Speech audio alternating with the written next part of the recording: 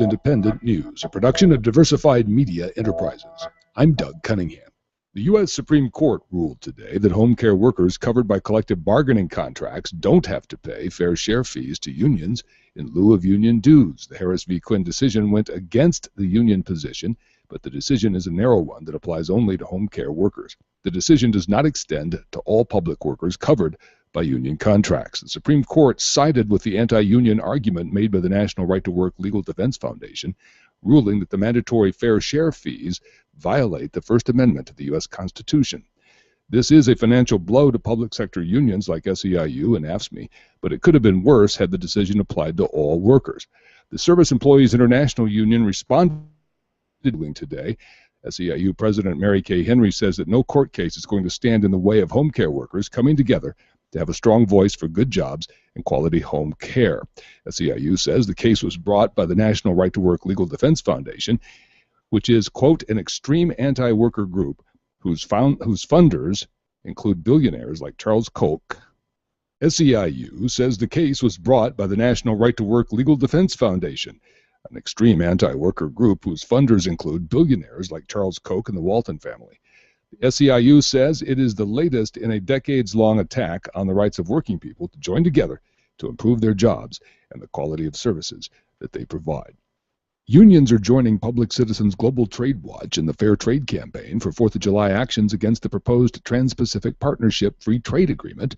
U.S. Representative Rosa DeLauro, a Democrat from Connecticut, says TPP threatens American jobs. What is particularly important is the devastation of this to the Buy America policies and provisions that have existed in our law since the New Deal, and in fact support millions of jobs across the country. Shane Larson is Legislative Director for the Communications Workers of America. He says the proposed TPP trade agreement also threatens Buy American policies. The CWA is mobilizing its members to let Congress know that the American people want fair trade policies that protect American workers. Here at CWA, members are going to be mobilizing in congressional districts all over the country. CWA members and activists around the country are going to be putting to the Congress members and representatives this 4th of July recess to make sure that they ask themselves, and the constituents throughout the country are asking them, do they stand for these policies, and will make sure that trade agreements do not become a general race to the bottom, and we see more of what we're seeing right now in Oakland and in San Francisco and the Bay Area with the Bay Bridge, where it's now falling apart because they didn't use Buy America and used Chinese steel, and the bridge is actually falling apart. President Obama recently announced a fall deadline for the TPP. You've been listening to WIN, Workers Independent News. For more information, visit laborradio.org. It's time for the Rick Smith Show. I want you to get up now. I want all of you to get up out of your chairs. I want you to get up right now and go to the window, open it, and stick your head out and yell, I'm as mad as hell, and I'm not going to take this anymore. I don't want to abolish government. I simply want to reduce it to the size where I can drag it into the bathroom and drown in the bathtub.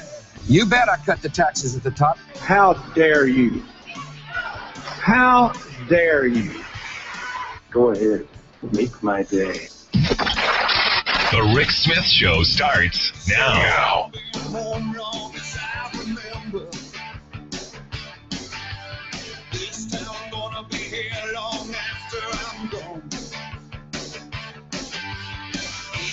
West side, people don't surrender.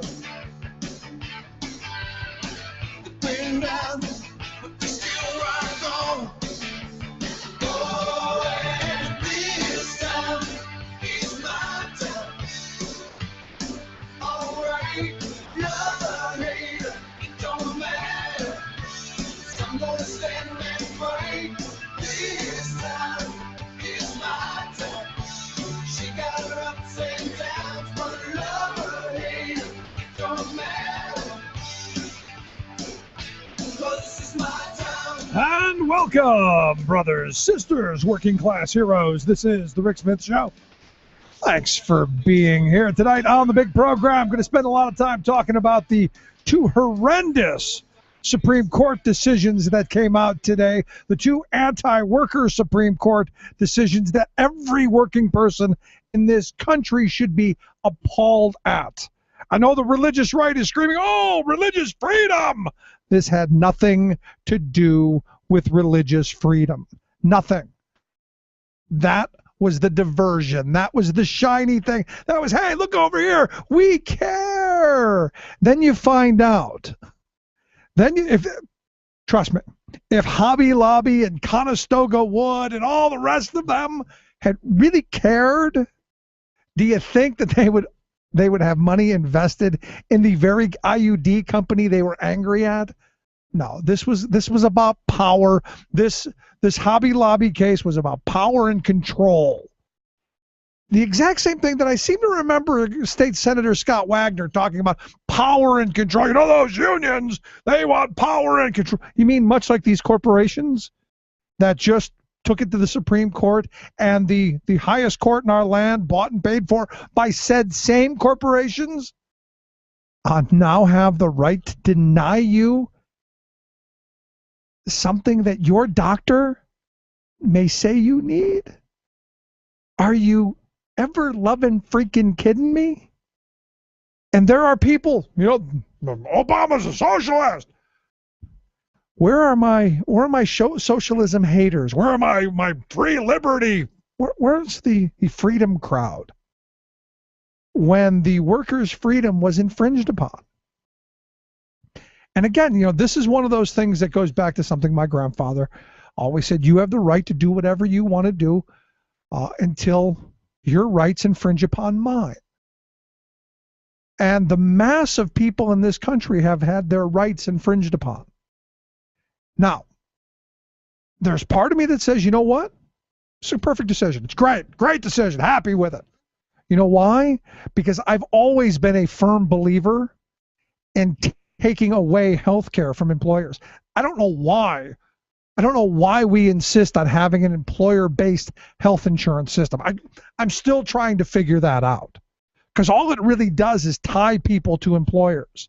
And employers know that. They know you're not going to leave. You've got the health care. You're not going anywhere, especially back when there are pre-existing conditions. They knew they had you by the short hairs.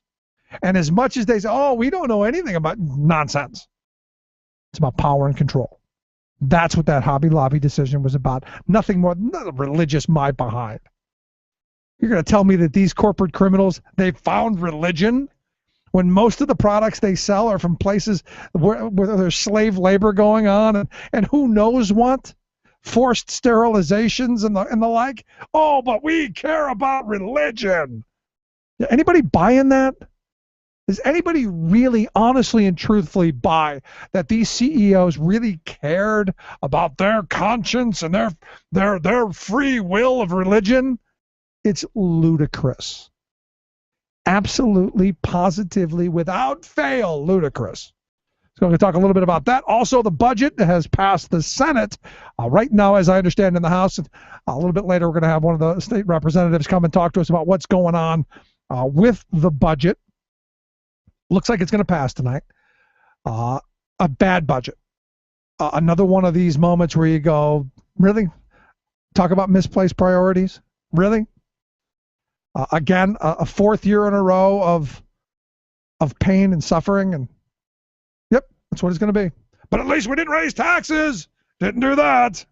Except for you folks who are property owners, except for you folks who live in townships and school districts that are going to have to raise their taxes. But Tom Corbett didn't raise your taxes. No, that's those guys. And then the big decision. Wasn't as bad as I thought it could be. The Harris v. Quinn decision was another one of those death of 1,000 paper cuts for the American working class. And just that next step. The Knox versus SEIU case a couple years ago, that opened the door for this case. I believe this case is opening the door up for the next one, which will then be the kill shot. And as I keep saying, don't wish unions away just yet, because you're going to need them. You're going to need that right that we used to have. We used to have the right to join and form unions freely. And we used to have the right to a democratic process in the workplace. We used to have that. Not so much anymore.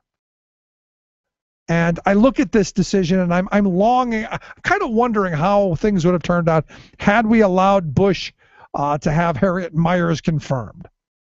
because this, again, was the hand-picking position of Samuel Alito. And again, thank you, Arlen Specter, and all of those Democrats who said, oh, we should support Arlen. Yeah, thanks for that. But as I'm looking at this decision, all the folks in the National Right to Work Association or Foundation or whatever, Legal Defense Fund or whatever the billionaires are calling them right now, all they've really succeeded at doing is making sure that a bunch of home health care workers who are already underpaid are going to be even more so underpaid.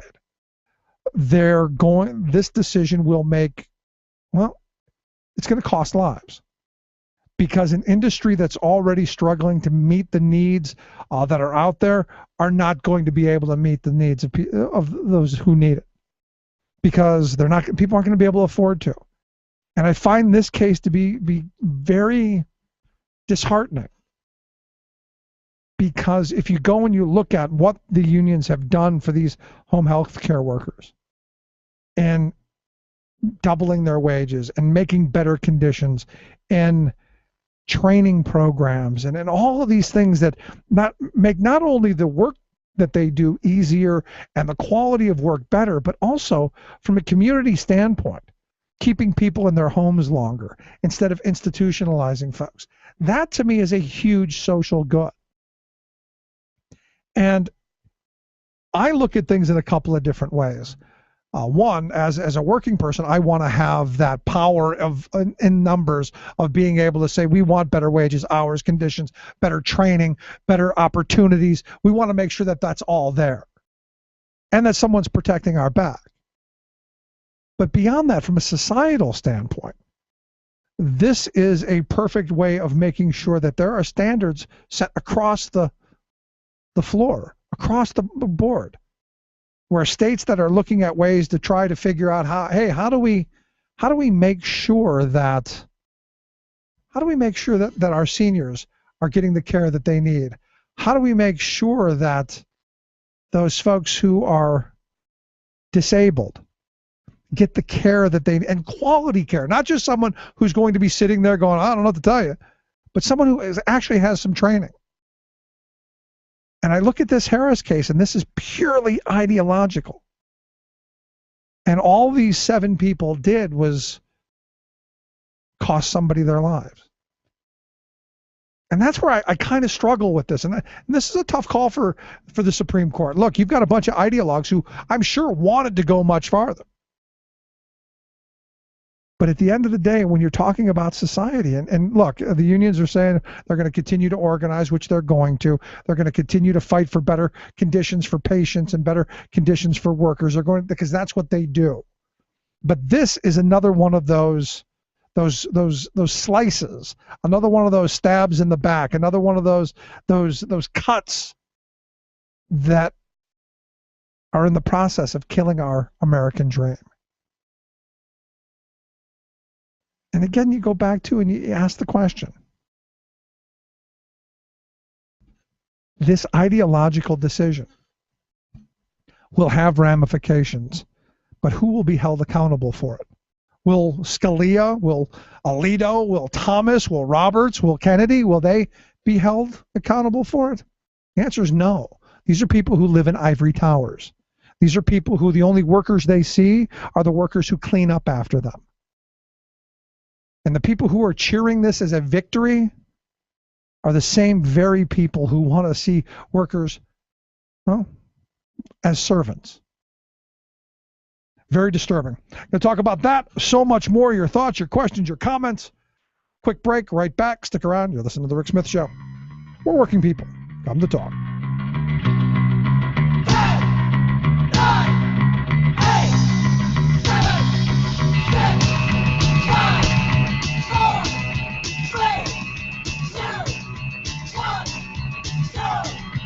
The Rick Smith Show.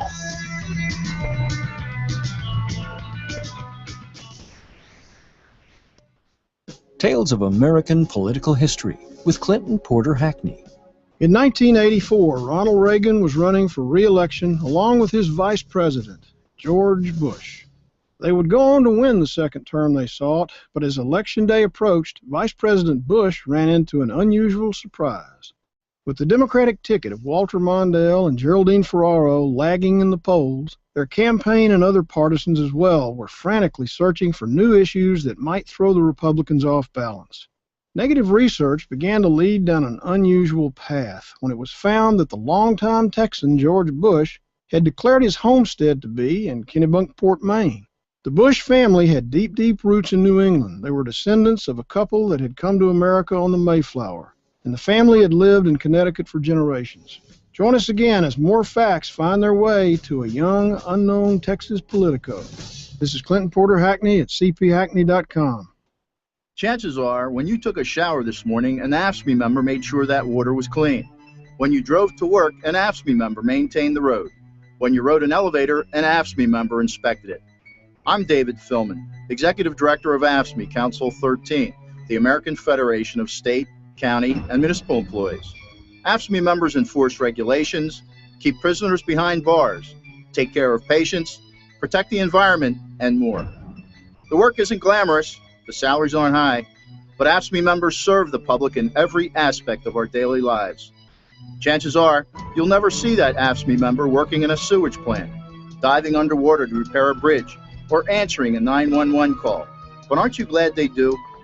For more information, visit AFSCME13.org. We are AFSCME.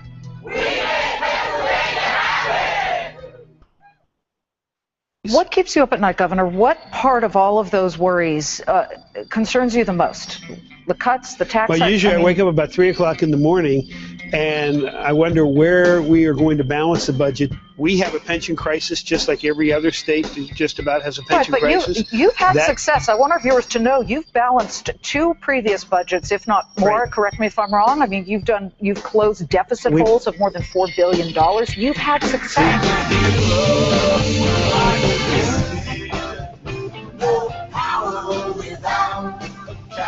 Yes, and here we are, the 4th year of success. I love that. I love playing that clip. You've had success, Governor.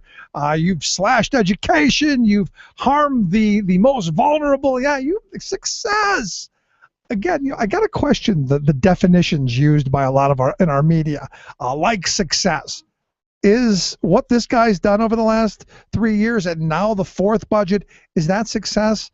Cutting education where our schools don't have nurses and don't have guidance counselors or librarians, is that success? Is it success kicking people off of the meagerest of meager healthcare plans for a private plan that costs 4 times as much, like he did with adult basic? Is that success? Man, I guess we better check the dictionary and maybe rewrite it if that is the definition.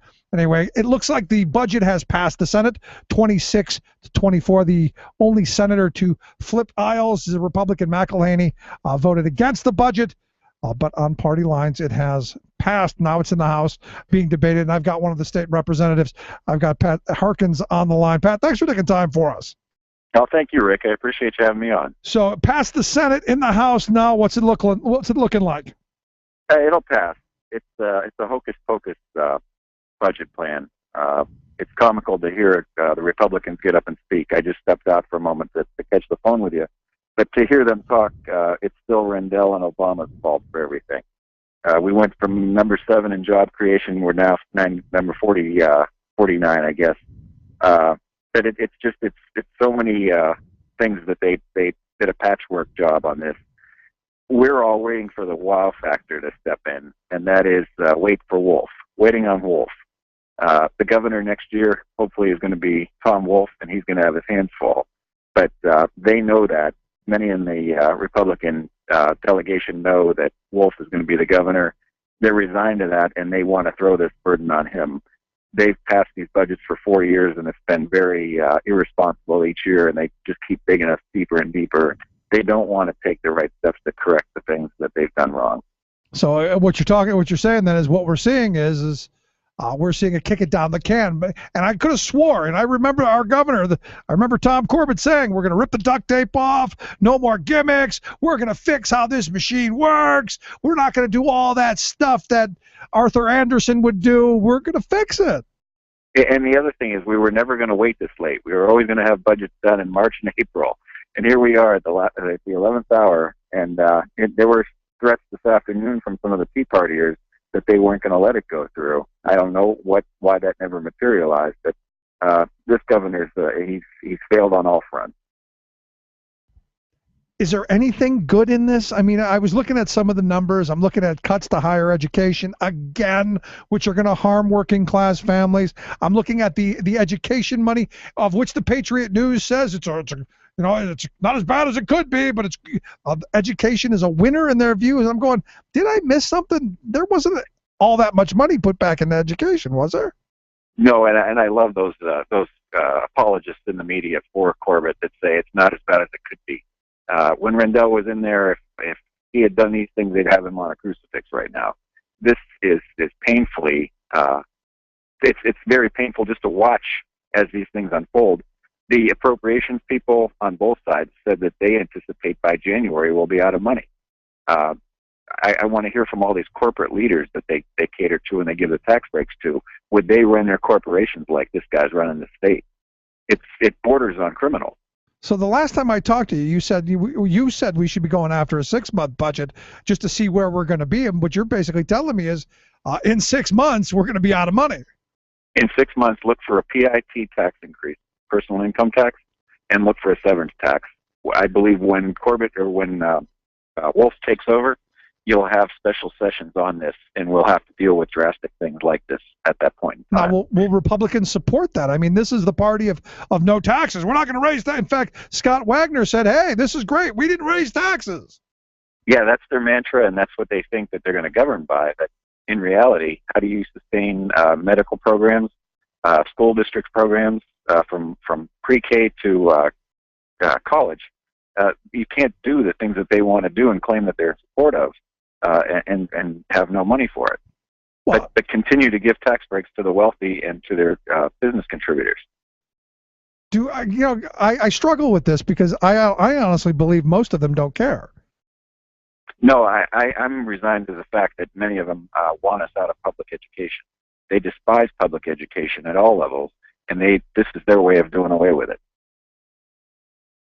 They see that as an extra, that's something that we don't need. We on the Democratic side see it as an investment.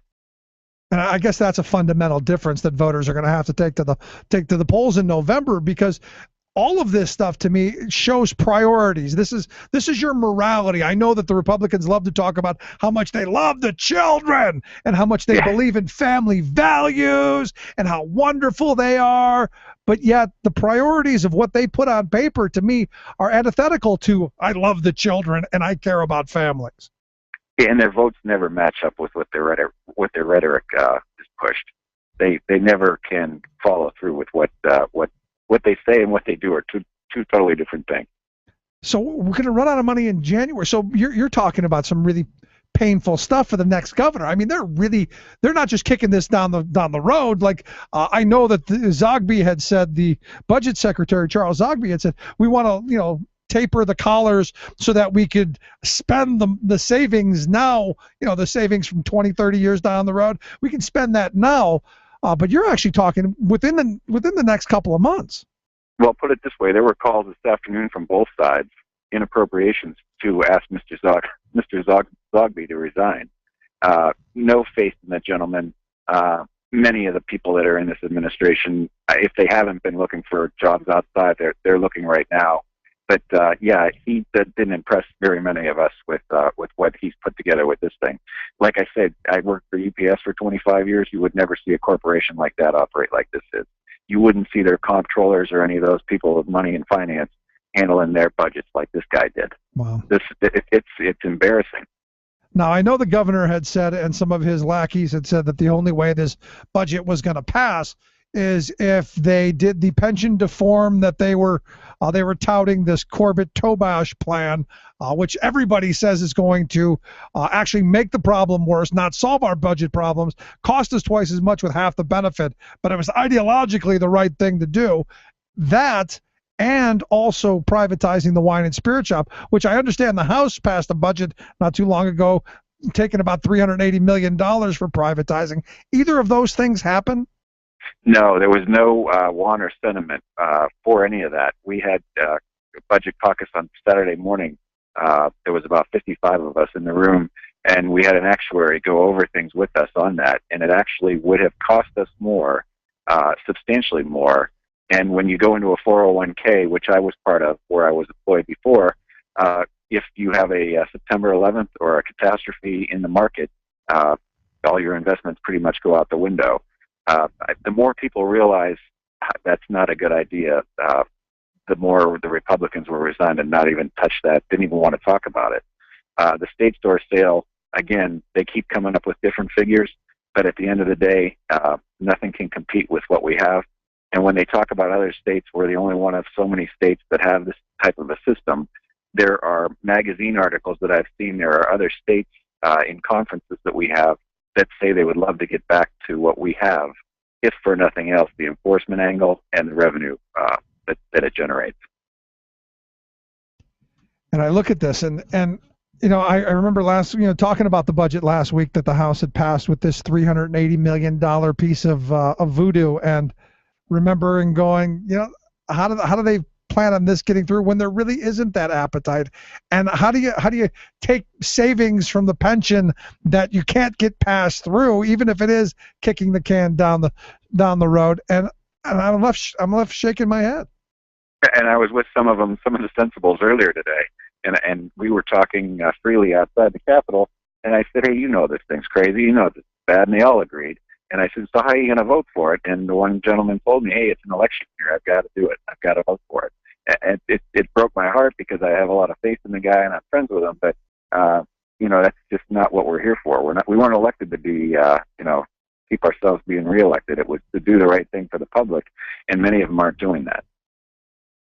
This is just sad all the way around. So what are some of the reasons why? Because there's part of me that would love to sit on the floor and listen to some of the rationale on why this is a good thing and why cutting education, especially the higher ed, because that does lead to a major cost shift and a major burden to middle class, working class families. And the value to the society. I mean, you hear people that say, I don't want to pay taxes for kids in school. I don't have any kids anymore. Well, somebody paid for them along the line, and oftentimes they forget that somebody helped them out. You have to get back to helping people out once in a while.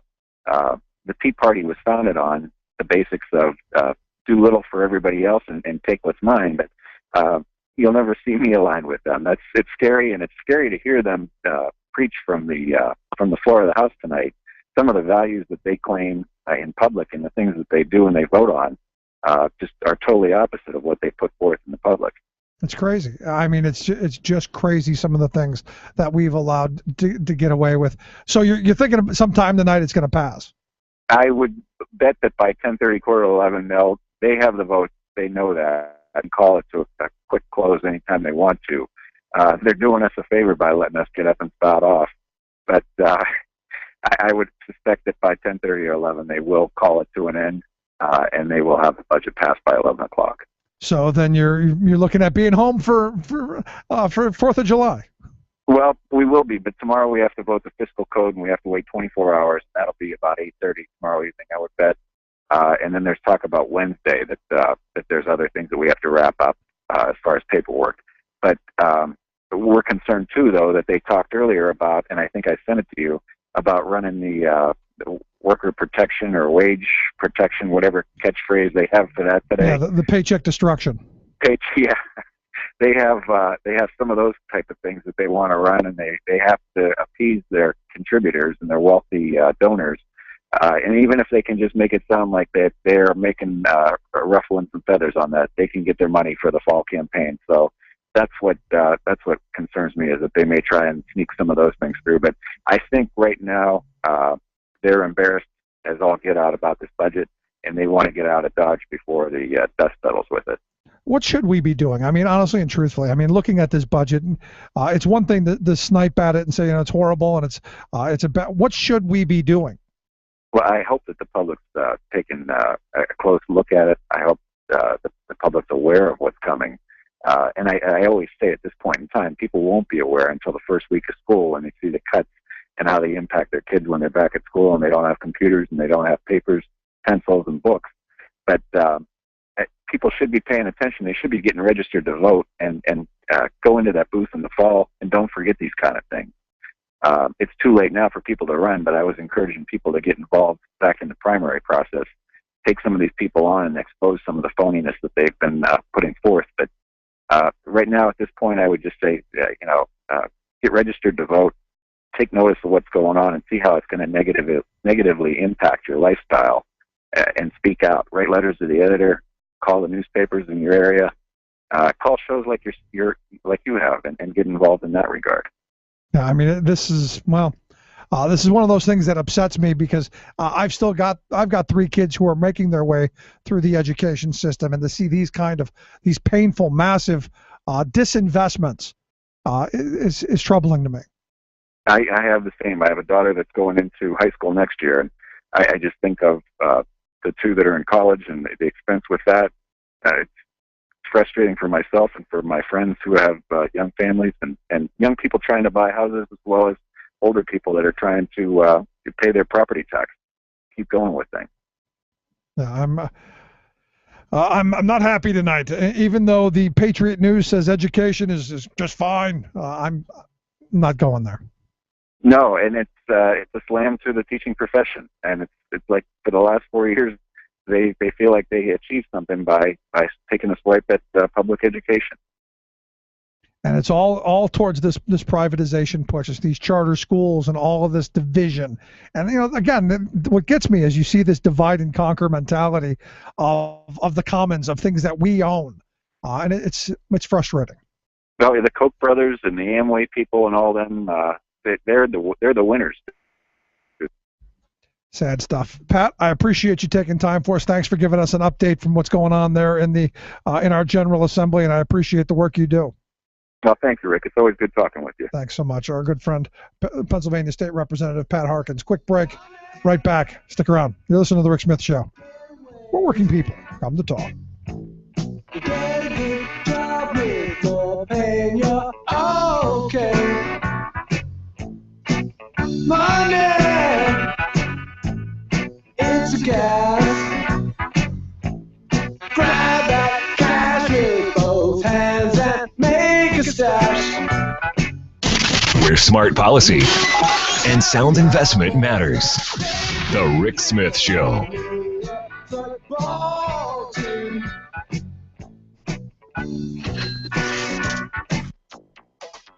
It's pretty rare that you encounter people who say that the problem of carbon pollution is not a problem. But generally, they don't just say, no, I don't believe anything scientists say. Except where? In Congress. The gloves are off. President Obama now just openly ridiculing climate change deniers. This is just brutal, Carol. This rain is incessant. It is not stopping. Extreme weather hits the World Cup. Pregnant women or those that are going to become pregnant soon should be very concerned by the data. Pesticides linked to autism again.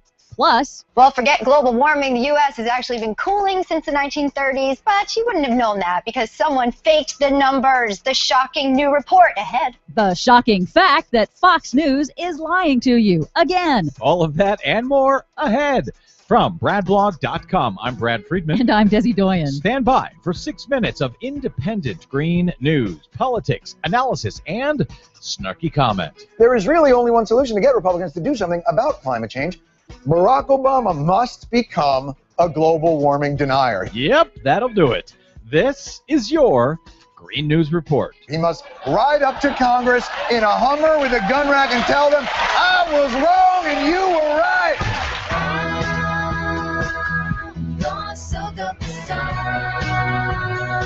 Okay, Desi Doyen, well, it looks like you have got some splaining to do. I was watching Fox News this week, and I have learned about your entire scam. 1934, that's the hottest year on record in the United States, at least until NASA scientists fudged the numbers to make 1998 the hottest year to overstate the extent of global warming. They fudged the numbers. Desi Doyen, you and your greeny lefty tree-hugging friends are busted by like Fox News. Fortunately, Fox News is completely wrong. They can't seem to get anything right. Now, the blogger that they're quoting is a birther whose work is so shoddy that even prominent climate change deniers are criticizing it. The numbers are the numbers, Desi Doyen. NASA has fudged them. No, they didn't. All they did was reanalyze their data, like scientists do, to take into account the way the data has been gathered differently over the last 90 years. For example, temperatures used to be recorded in the afternoon. Now they're recorded in the morning. So the data was adjusted to take that into account. And they published their data for peer review, which is something that the deniers never do. Yeah, well, some guy using an alias on the internet says they fudged them, and that was good enough for Fox News. It's good enough for me. What other fudging do you have for us today, Desi? Well, now President Obama is just openly ridiculing climate change deniers and their friends in Congress. Then most recently, they ducked the question. They said, hey, I'm not a scientist, which really translates into, I accept that man-made climate change is real, but if I say so out loud, I will be run out of town by fringe elements that think climate science is a liberal plot, so I'm going to just pretend I can't read. Actually, what he means there is that these Congress people will be run out of town by the Koch brothers and their millions who will challenge them in primaries. He was speaking at the annual gathering of the League of Conservation Voters this week, and he's calling for a generational project to cut carbon dioxide emissions and prepare the economy for the coming impacts of climate change. The real test, of course, will be what he does or doesn't do concerning the Keystone XL pipeline. In other news, yet another study concludes that the class of pesticides suspected of causing the massive decline of honeybees in the Northern Hemisphere is also killing a wide variety of other organisms important to food production. The worldwide integrated assessment found the evidence is unequivocal that neonicotinoid pesticides, the most widely used pesticides in the world, accumulate and persist in the soil, impacting entire ecosystems, killing beneficial organisms that are important to the world food supply. Meanwhile, another study further confirms the link between autism and pesticide exposure during pregnancy. Researchers at the University of California at Davis found moms living within a mile of crops treated with 3 common classes of pesticides during pregnancy have a 2/3 increased risk of having babies with autism or developmental delay. 2/3 increased risk? Yes. Wow. They say more research is needed to establish a direct causal link, but they also said, quote, pesticides are one of the toxicants that appear to have the strongest association with autism. Finally, just as happened with the Olympics, extreme weather is complicating World Cup soccer. Nearly 3 inches of rain have fallen so far, making this the rainiest day in Recife. Torrential rains forced soccer fans to abandon their cars and wade through miles of flooded streets to reach the stadium where the U.S. played a match against Germany. June is normally a dry month in Brazil, but in just 6 hours, this storm broke the record for the rainiest day in the host city. Climate scientists have predicted for decades that global warming will bring an increase in extreme weather events. Warm weather and not enough snow during the Winter Olympics, and wet weather during the dry season for the World Cup. That's right. This is all working out just great. For much more on all of those stories and the ones we couldn't get to today, please check out our website at greennews.bradblog.com. While you're there, please consider a donation to help the Green News Report stay on your airwaves and to continue connecting the climate dots, which almost no one else ever does. From bradblog.com, I'm Brad Friedman. And I'm Desi Doyen. And this has been your Green News Report.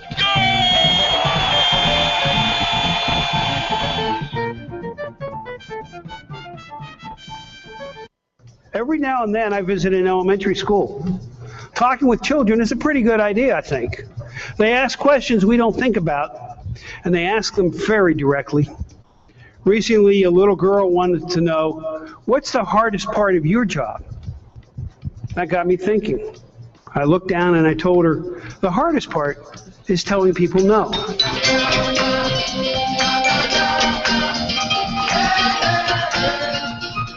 I gotta tell you, can't wait till November, especially after looking at this budget. Nothing good here. In my view, nothing good. In fact, another assault on education, especially higher education. But oddly enough, the Patriot News, and this is where my mind just kind of stops sometimes. When you read the newspaper and you go, exactly explain to me how it is that At schools were in the winner category because they didn't get cut again for the 4th year in a row as drastically as they had been. It's not as bad as it used to be, so they're a winner. Okay, I'm not getting it. I don't think I ever will. But part of me understands the twisted logic of why my kids aren't going to have the funding of education as they should. And the Philadelphia school districts, heaven forbid you send your kids to one of those schools where maybe they'll have a nurse maybe once a week, every other week, maybe a librarian, who knows, occasionally a guidance counselor. I don't need those things. Sad. Here to talk a little bit about the budget and the weekend events of calling for, and I got to wonder what the budget would have looked like had people not been in the Capitol all weekend screaming and carrying on and saying we want better for our kids, which is why I've asked Nina Esposito-Vigaitis. She is the president of the Pittsburgh Federation of Teachers. She was in town today. Nina, thanks for taking time for us. Oh, of course. Happy to be here. So I got to wonder, if there's no voices screaming in the hallways and there are no protests and there's no emails and phone calls going on, I wonder what this governor would have done to education. That's an excellent question. I don't know. I don't know how he could have heard of more that he's taken away $1 billion in the 4 years he's been in office. And we certainly feel it in the public schools. But, in looking at the Patriot News' assessment, that the schools were somehow a winner is kind of really very twisted to me, in that it didn't see as big of a cuts in a bare bones budget year. It seems kind of twisted to me. You know what? I agree. It just flabbergasted me. As an educator, I sure don't feel like a winner, and I know our students don't either, which is the ones that should be the winners. And that's one of the things that gets me is, and I'm going to read the part that the Patriot wrote, because, again, it's another one of those backhanded moments that I think really needs to be addressed. The person who wrote the article says, while public schools didn't get all the money they wanted, and some wonder if that's even possible, education is one of the few areas that saw a significant increase rather than drab, bare bones kind of budget. Significant increase. I guess the question then becomes, now you're the educator, what is the definition of significant in this guy's mind? wow. You know what? From what we've seen, it did nothing to give back part of that $1 billion. I think they threw a few bones, like the Ready to Learn block grant. I think they're considering that a great win, because that might be one of the few bones that Tom Corbett threw us in this election year. I hope people are bright enough to realize that that's simply all it was for an election year, and he wants to get reelected. Hopefully he won't. Well, hopefully he doesn't. I mean, we can't, honestly, our kids can't afford another 4 years of this governor. Sure can. You're absolutely right, Rick. That would kill public education in Pennsylvania. So now you were in today, saying, look, we need to have better for our kids. Tell me what the mood was like in the Capitol today. Very skittish. Everyone was nervous. We lobbied a number of legislators. We were able, some of them were very, very supportive, and that was heartening, which makes it even harder to hear that it did pass the Senate. But some of them, like Majority Leader Karzai, were very skittish about this too. Yeah, I mean, at the end of the day, they're the reasons that this budget is what it is. It's not just Tom Corbett, it's the Republican leadership as well. And, I've been saying for a while, you can't blame the Democrats for any of this. In fact, you don't even need the Democrats. They could have stayed home. You're absolutely right. And what's so mad is the Republicans told us that this governor has given more to public education than any other governor, and I'm just incredulous. They act like they really believe that, and I was there with a group of educators, and we certainly say it sure doesn't feel that way. That is, that is not true. Especially when you look at the fact that some 20 to 25,000 education professionals have lost their job. And I do nothing but point to the Philadelphia school district, where 2 children this year have died in schools that did not have a nurse there to even give them a chance of surviving, because it wasn't the right day of the week when the nurse was visiting. You're absolutely right. That was criminal that could happen to our students. We all feel for Philadelphia, and that Philadelphia has really been hit hard. But again, it's not just Philadelphia. It's larger class sizes across the Commonwealth. It's less opportunities. It's they're cutting all kind of programs in my school district, and I live in a pretty decent school district. All across this state, we're seeing larger class sizes and less opportunity. And I got to ask you, as an educator, when you look down the road at the future, what kind of a future do our kids have when they don't have the same, at least minimum opportunities that I had as a kid? You know what? You're absolutely right. That's another reason we can't take 4 more years of Tom Corbett, or things will be really bleak. As you mentioned, nurses have been cut, librarians have been cut, music, special ed. I could go on and on about the paraprofessionals. Oh my gosh, they're gone. I could go on and on about the decreases in our schools over the past 4 years. I really don't believe we could take another 4 years of this, and our students certainly can't. But Nina, as the newly minted senator from Lancaster, Scott Wagner, said, we didn't raise taxes. That's all that's really important. We didn't raise taxes. You know what? Absolutely. And there were so many other funding sources. We asked them to tax Marcellus Shale. Nothing. We asked them to close Delaware loophole. Nothing. There are revenue sources available to fund our schools and Medicaid expansion. Nothing. Oh, you're one of those people want to kill the golden goose. Absolutely. I want our schools funded is what I want. And I look at this and I go, how short-sighted do you have to be when you aren't looking down? It's to me, it seems all this tip of the nose politic is at some point going to come home to roost, and then we look back and go, oops, but we can't fix it. Then you're looking at $40,000 a year to lock people up, and you're looking at less opportunity for our kids and a state that's less competitive, which for all the pro-business people, if you don't have an educated workforce, you're not going to attract business to this state. You're absolutely right. And we are one of 3 states where there isn't a fair funding formula for education that takes into account very important things like poverty. One of 3 states. That is an embarrassment. Well, didn't you know, Nina, that if you're poor, you're just a little more hungry. You're going to fight more for it because you're going to pull yourself up by those bootstraps that you whittled out of your intestinal fortitude. You're absolutely right. Yes. But isn't that the nonsensical story we're told? I think so. Yeah, I think they believe it too. That's what's really scary to me. Yeah, and these are the people that somehow we've elected, and I'm left scratching my head quite often looking at budgets like this one that have so many misplaced priorities. Yeah, yes, you're right. I absolutely agree with you. And scratching your head is a good way to say it. I am really in shock here. I am. Well, I mean, I assume they were going to get it done just about on time because they need the talking point for election time. They needed the talking point for election time that they didn't raise taxes.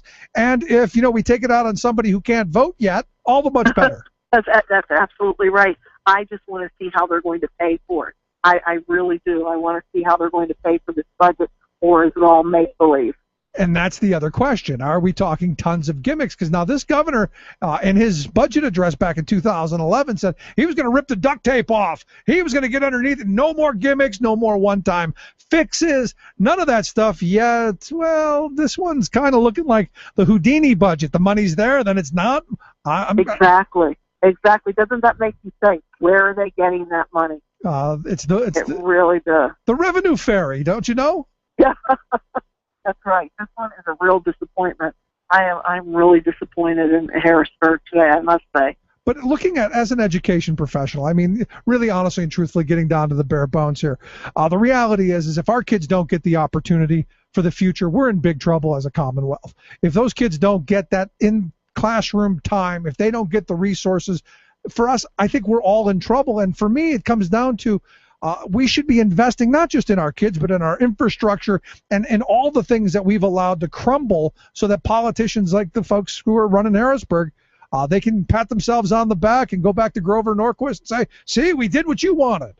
That's right. You're absolutely right. It is so short-sighted to shortchange our public schools, and they do it over and over and over. And I really don't know their thinking. I know Tom Corbett's in love with privatization and charter schools. I think that's the only thing he could be doing because they're able, because of the unfair funding sources and the inequities between public schools and charter schools, the only thing I can think of. He's just trying to run public schools out of business. Yeah, and that's the sad thing, because to me, public schools are not a business. They're a common good for society. Absolutely. Absolutely. They're a right for our kids. So what should we be really taking away some rights for our kids today? So now, given that the budget is what it is, what should people be doing? I mean, I'm of the mindset on a whole bunch of fronts, especially today with the Supreme Court decisions, with this crummy budget, that people should be out in the streets with pitchforks screaming and carrying on. Absolutely. I'm so proud of the 2 busloads of citizens, educators, and citizens and advocates and parents from Pittsburgh that went to Harrisburg today to lobby, to rally. We were outside of the governor's office. We went legislator to legislator. Everyone should be doing that. Everyone should be on the phone. Everyone should be making a fuss. Everyone should be raising their voices, because this is wrong. This is one of the most wrong things I have seen, and they have to join us in this fight, because this is we're on a battle for destruction in our schools. It's a sad day for our children. It's a sad day for the state. Nina, I appreciate you taking time for us. Thank you for coming to the Capitol, and I hope when you get back to Pittsburgh safely, you get back out on the streets and talking and raising hell.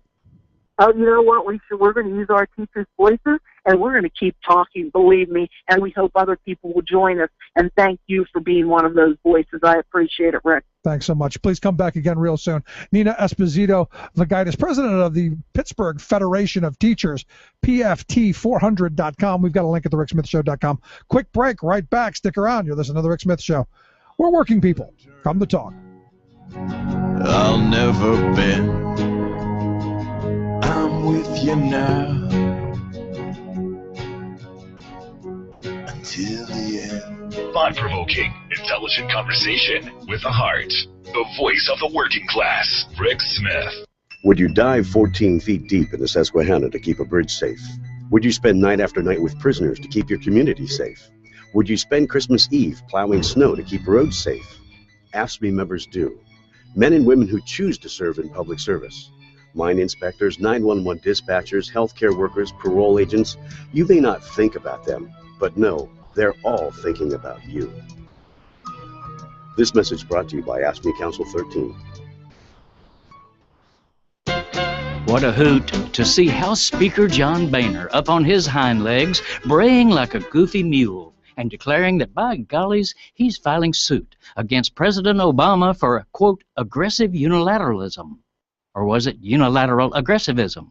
Whatever. Speaker Boehner says it's an outrage, I tell you, that a president would issue executive orders to take assorted actions without the approval of Congress, specifically things that Boehner does not approve of. Everywhere I go, spaketh the Speaker, I'm asked, when will the House stand up on behalf of the people to stop the encroachment of executive power under President Obama? Really? Everywhere? That's the question he gets? Maybe he needs to get around to more places. I think he'd find that most people are more concerned about the falling middle class, rising poverty, inequality, climate change, senseless wars, and even the failure of his own leadership to address these real-life issues. Nonetheless, Boehner is suing Obama for his, quote, effort to erode the power of the legislative branch. But wait, let's check the numbers. So far, Obama's White House has issued 168 presidential orders. Yet George W. Bush was far more outrageous, using this power 291 times. Did Boehner try to sue George W. for aggressive unilateralism? No. He endorsed many of the Republicans' executive excesses, even writing to Bush in 2008, pleading with him to exercise that presidential power for a national emergency, namely exempting a steamboat in his state from safety regulations. This is Jim Hightower saying, what about Reagan's 381 executive orders, Nixon's 346, Eisenhower's 484, and on and on? I happen to oppose the use of these orders, but I also oppose using them to play crass partisan politics, as this silly speaker is doing. Hightower's commentaries are brought to you by the Hightower Lowdown, the monthly newsletter with Hightower's take on what Wall Street and Washington are up to. For information, visit hightowerlowdown.org. We're smart policy And sound investment matters. The Rick Smith Show. 'Cause I've got a golden ticket. I've got a golden chance to make my way. And with a golden ticket, it's a golden day. Soon that's what it's going to be like to get an education in Pennsylvania. You'll have to buy a candy bar and hope you get the golden ticket out of it. Because at the rate we're defunding education, at the rate that I shouldn't say defunding because they claim that that he's added substantial money back to it. And last time I checked, because I saw the numbers that the House passed, the state was actually cutting 2% of the budget, or 0.2%, while the federal government was adding 0.3% of the budget for education. So there was more money. It just wasn't state money. And you look at the media that is reporting some significant investment. I'm going, did I miss something? Now, what the Republicans love throwing out is nobody spent more money than Tom Corbett. And understand, we're 4 years further down the road. Understand there's this little thing called inflation. Yeah, I mean, if you're not at least keeping up with inflation in your investment, you're falling behind. That's reality. That's, and I'm ashamed that I feel the need to explain that. I'm actually very ashamed that has to be said, because I think that should go without being said. That we understand that it costs more money every year because of inflation. Things go up. The cost of books go up. The cost of curriculum that we paid for, that we're buying from private corporations, that keeps going up. The cost of privatizing our education keeps going up. And I look at this budget and I'm left with a whole bunch of priority questions, because you look at the numbers, and the numbers are pretty substantial of the money that we're giving away, the money that's being left on the table, the money that we could be investing that we're not. Now, if you listen to Pat Harkins, and I hope he's not right in saying that we're going to run out of money in January, which means that you're going to have to see significant increases in revenue, which, on one hand might not be a bad thing. Maybe we'll go after the drillers. Maybe we'll close the Delaware loophole. Maybe we'll do some of those other things. But I do know that part of that, part of the pound of flesh is going to come with a bunch of other really draconian stuff. They're going to come after, we're going to cut that prevailing wage because we know that doesn't work. When in all actuality, we know prevailing wages actually help the economy. We know that the reverberation effect is beneficial. We know that. Studies have confirmed that already, but the blind faith believers, the ones who keep telling you, we can't pay a carpenter $17 an hour. Oh, that's outrageous. I actually had a conversation over the weekend with someone who said, why are we paying people to sweep floors for $18 an hour when I didn't make $18 an hour? Well, aren't you upset that you don't? I mean, honestly, aren't you upset that you feel and this is part of this whole problem. We have a generation of workers who think they're self-entitled because somehow they have a skill that they had to pay for. So somehow they're above the value of everybody else. So if there's someone that they deem below them, then they shouldn't make more money. And it's really very twisted. Instead of saying, well, wait a second, my value should be a little bit higher, I should demand more, and we could all do better together. What we have since I'm not, you shouldn't, which is destroying all of us, which really is a very incredible push by the people who've created this really great meme, man. I mean, they have done a marvelous job of training us. Quite amazing in my view. Anyway, if you missed any portion of the program, thericksmithshow.com. That's where you go to get the podcast. The Rick Smith Show app for your smartphone. Take the program on the go. Gonna take a quick break. Right back. Stick around. You're listening to the Rick Smith Show. where working people come to talk.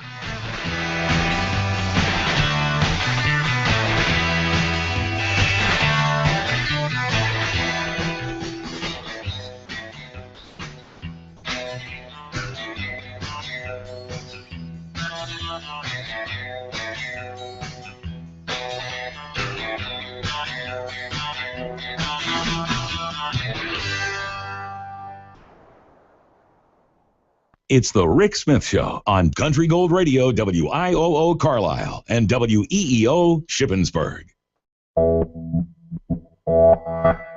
You're listening to WIN, Workers Independent News, a production of Diversified Media Enterprises. I'm Doug Cunningham.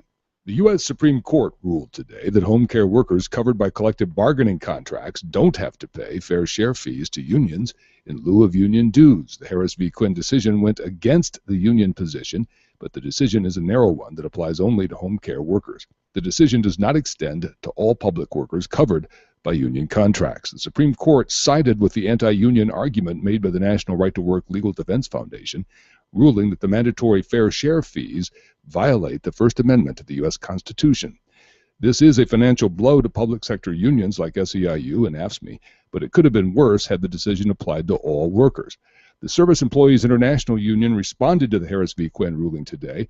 SEIU President Mary Kay Henry says that no court case is going to stand in the way of home care workers coming together to have a strong voice for good jobs and quality home care. SEIU says the case was brought by the National Right to Work Legal Defense Foundation, which is, quote, an extreme anti-worker group whose funders include billionaires like Charles Koch. SEIU says the case was brought by the National Right to Work Legal Defense Foundation, an extreme anti-worker group whose funders include billionaires like Charles Koch and the Walton family. The SEIU says it is the latest in a decades-long attack on the rights of working people to join together to improve their jobs and the quality of services that they provide. Unions are joining Public Citizens Global Trade Watch in the Fair Trade campaign for 4th of July actions against the proposed Trans-Pacific Partnership Free Trade Agreement.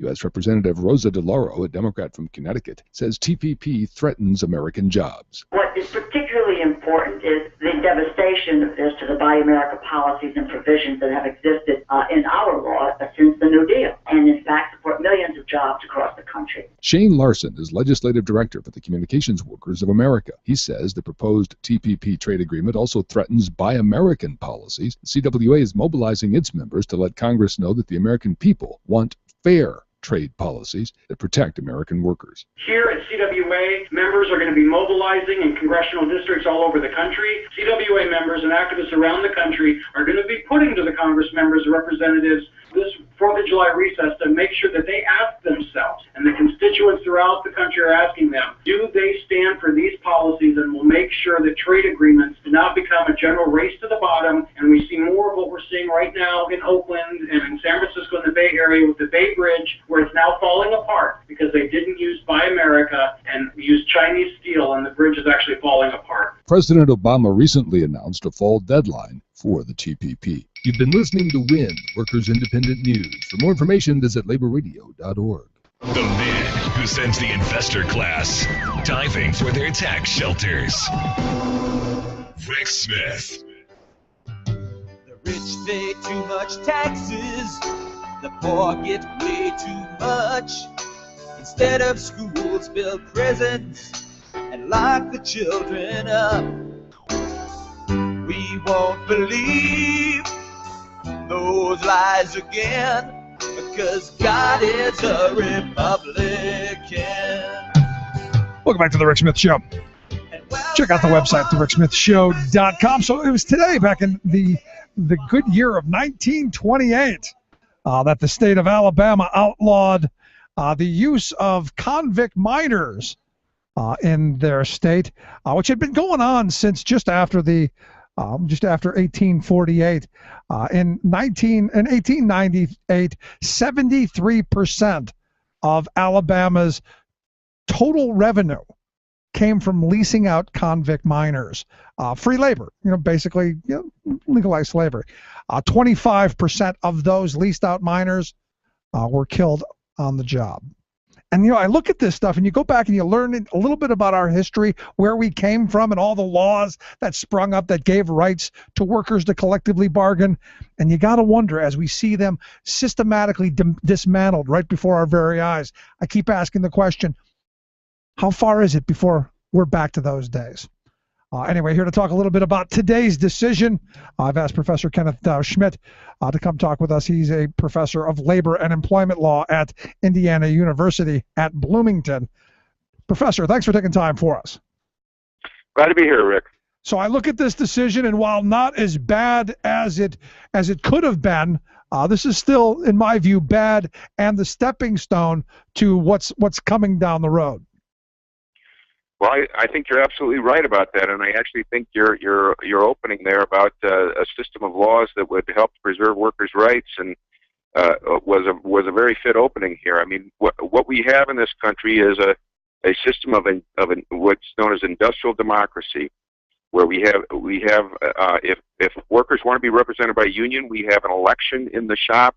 And if a majority vote for the union, then they are all elected by the union. And if a majority do not vote for the union, then nobody is elected. Nobody is represented by the union.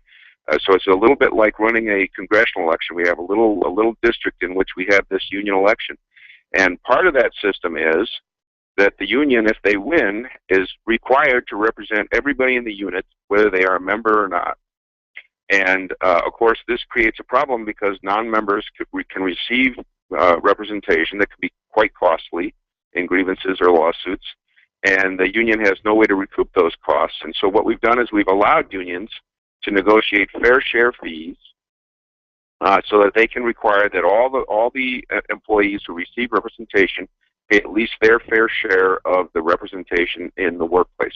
They can't be required to include political contributions, but they can be required to contribute towards the representation they receive in their workplace.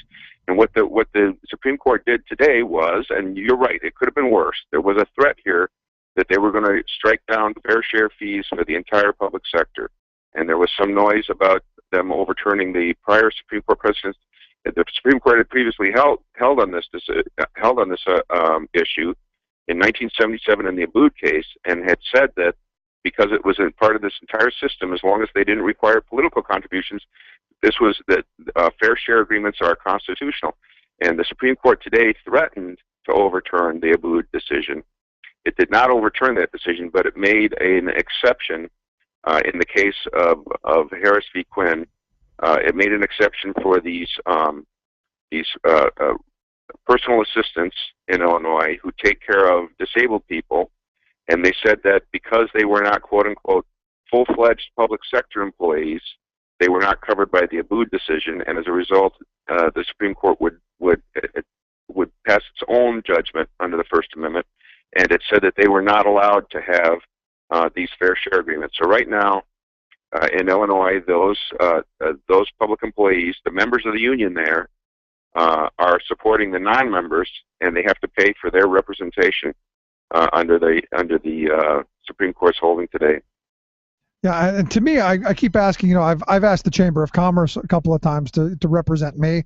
I've asked a number of these business associations to allow me to come in. I don't want to pay for it, but I want their benefits, and they all tell me no. No, that's absolutely right. Unions, like anybody else, I mean, unions are not your typical business, but they cannot afford to provide services to people absolutely free. And of course, those expenses are going to be covered by somebody. They're going to be covered by members. And if they are required to represent the non-members in those units now in Illinois, and the Supreme Court prohibits them from recouping that through a fair share agreement, that's exactly what's going to be happening, is that the members of the union are going to be carrying the non-members, and that's going to be a burden on the union, and it's going to make it less effective. And in fact, that union has been very effective for its members there. Absolutely. They have raised wages, I believe, over $4 an hour since they took over there, and they've raised benefits too, so that they have really improved the working conditions of those employees there, much more than any cost that the union has imposed on them in terms of dues.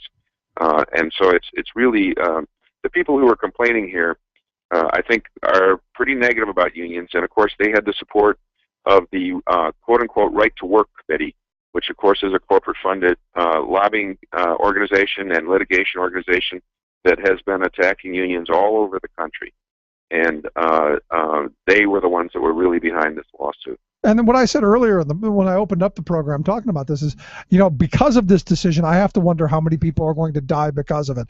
And that may sound like a bridge too far, but when you look at an industry that's already struggling to retain qualified, good people, to stay on the job, to keep people in their homes, especially in an era of privatizing all of our county homes and places that people could go if they couldn't find someone to take care of them in their home, I wonder if you can't get someone to care for you or someone who's qualified and well trained, what happens to people who need that assistance? How many lives is it going to cost? Well, there's absolutely no doubt, and there's good empirical evidence here that when you have union workers, you have better trained workers. When workers cost more, the employers take them more seriously. They train them well. They make sure they're productive. You have better workers. Union workers are better workers. Just ask anybody who's flying on an airplane. Do they want a union machinist fixing that plane, or do they want a non-union machinist? And I can tell you right now, I've flown all over the world, and I feel much more comfortable when I fly out of the States on airplanes that have been taken care of by union machinists than when I'm flying around in China or India or someplace else where who knows who's been working on it. Ethiopia. Yeah, the back to that larger question to you. We have set up this system of collective bargaining, and it's not a perfect system. Certainly, the unions have lots to complain under this system of collective bargaining. But what the court seems intent on doing now is, and that system was set up by the legislature, and it was conceived back in the 30s, and then in the public sector it was incorporated into in the 1970s and 60s. It was incorporated into the public sector, and it was conceived by the legislature there, and they got a full system of how to run this system of collective bargaining.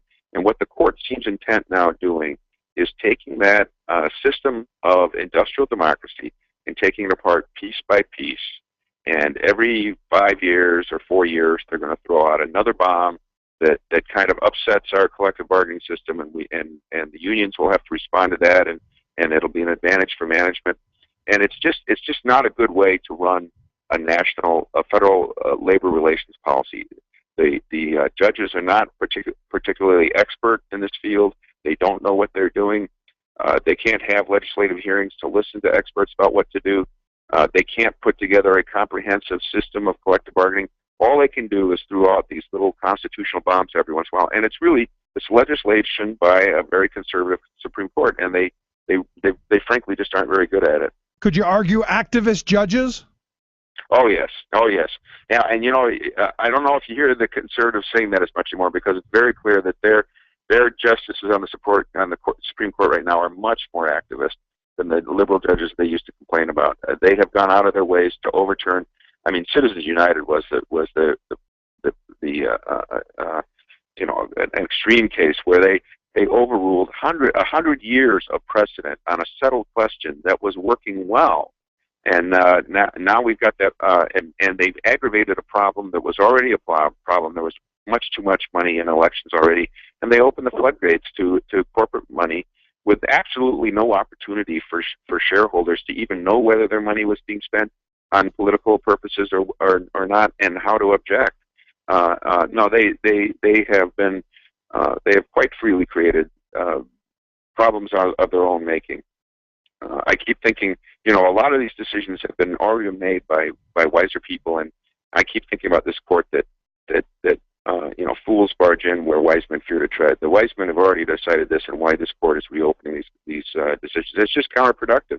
Yeah, it's destructive. But today, two pieces of anti-worker legislation came out of our Supreme Court. This employer, and I'm still trying to grab my head around how it is a company like Hobby Lobby can claim that they have this religious religious liberty to tell their employees what they get while they're investing in the company that makes the very thing they're opposed to. I'm struggling with the logic, but I guess our Supreme Court had no problem with that.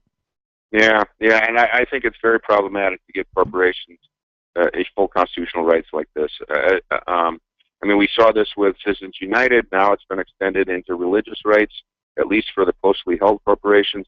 And I don't know where it's going to end. And the question is when are these corporations? I think it's very problematic to try to give them rights like a person. They are not people. They are legal entities that we put together to allow people to produce goods with limited liability. That's what they are. They are a corporate form. They are a corporate shell. Well, the owners of those companies have their own rights, and they can exercise those rights, but the companies themselves are just a legal form. And to give them full rights like individuals is ridiculous, and it's going to cause a lot of problems.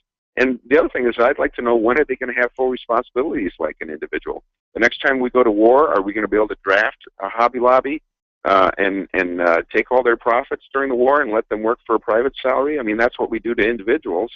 When are they going to live up to their responsibilities as citizens? That's an excellent question. I mean, excellent questions, and one that, trust me, are never going to get answered.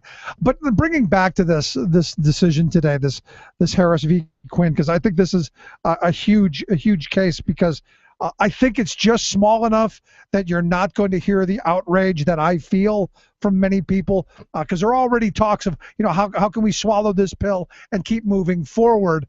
Part of me thinks, had it been the extreme decision, you may have seen people rushing to the streets with pitchforks. But this incremental, this death of 1,000 paper cuts, or as I tweeted out today, and another stab in the back of the American dream. To me, this seems to be systematic. This seems to be a planned out endeavor, or am I just maybe edging on conspiratorial? No, I think you're right, and I mean, I read the opinion, and there's a lot of criticism of them, even though they don't overturn Abood and the other Supreme Court precedents that had upheld this system. They give a lot of criticism of those precedents, and they limit them in some ways, and they talk about how exceptions to their doctrine here that they've developed today have to be given only under very rare circumstances. That's how he closed out the opinion, how Alito closed out the opinion. So that they are, I don't think you're paranoid to think that they are laying the groundwork for possibly overturning those precedents in the future. They didn't do it this time.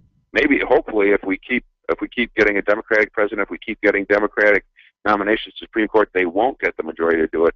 But they have laid the groundwork for overturning those precedents in the future. And then once again, we'll be away from the legislative scheme that's been thought out, and we'll be to governance by the Supreme Court. And it won't be a Supreme Court that we'll want to be governed by. And frankly, the judges just don't know enough about labor relations to make up a comprehensive policy. They just don't. No, I don't want we had this back. We had this back in the 1890s. We had governance by injunctions, and the courts made a mess of American labor relations. And we don't want to go back to that. We really don't. Now, I've often said that the Roberts Court will make the Lochner Court look like pikers. Yeah.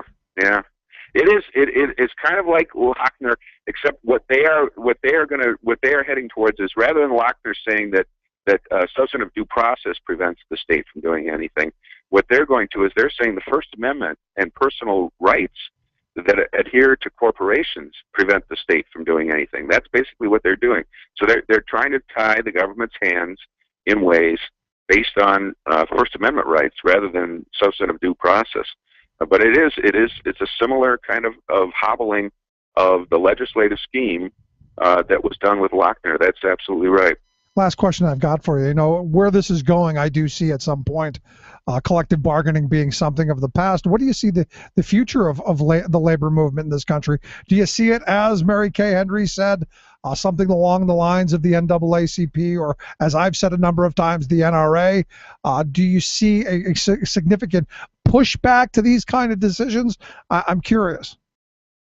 Well, trying to look down the line, I mean, I think we do need some legislative changes, and if we could get, if we move to a representation system rather than an exclusive representation. In other words, if you could sign up for a union just by going down and signing up, and then the employer had an obligation to bargain with your union just because you had signed up with them, which is the way most countries do it. That might maintain, you might not have a majority of union members in particular shops, but you would have significant representation. And then the question is whether they would have enough bargaining power.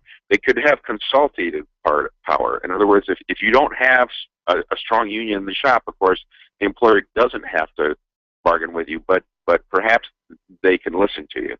I think some employers would find it useful to consult with employees collectively. Certainly VW thought they think that they would like to have works councils and to be able to consult with the employees collectively. And actually, you hear a lot of complaints from employers about Section 882 preventing of our law right now, preventing employers from setting up employee committees. So there is some desire on the part of employers to consult collectively with employees, but we need to find a mechanism in America where we can do that. In Germany, they have works councils. In the United States, we really don't have any mechanism for that. And that's a question that we have moving forward. And these kind of decisions, to me, are just dangerous to the American dream, to the American middle class. And I worry about what my kids are going to encounter as they enter the workforce in the next 15 years. Well, I do think we could see a new radicalism, too, because there's no doubt that the inequality is getting worse and that people are realizing that. You know, about 10 or 20 years ago when I used to have discussions with people about unions, sometimes the people who were anti-union would say, oh, you know, that was back in the 30s. We don't have those kinds of working conditions anymore. We don't need unions anymore. Everything is fine. You don't hear that argument as much anymore. I think people are realizing we don't have things fine anymore. Workers really do need a say in the workplace. Workers really could use a raise, and workers really could use a say in Washington and in their state government. And that's what unions gave to workers, and we are missing it now that unions are not as strong as they used to be. Yep. And that's why I'm hoping through all of these conversations and having folks like you come on the program and talk with us that maybe the seed will be planted. Yeah. Yeah. Professor, it's always great talking with you. I appreciate you taking time for us and filling us in with your thoughts. Okay. I always enjoy talking with you too, Rick. Thanks so much. Professor Kenneth Dow Schmidt, Professor of Labor and Employment Law over at Indiana University at Bloomington. Quick break, right back with your thoughts. 1-888-520-RICK. 1-888-520-7425. This is The Rick Smith Show. We're working people. Come to talk.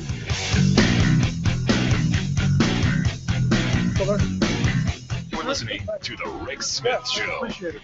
You want a copy of that? I'll send you a copy of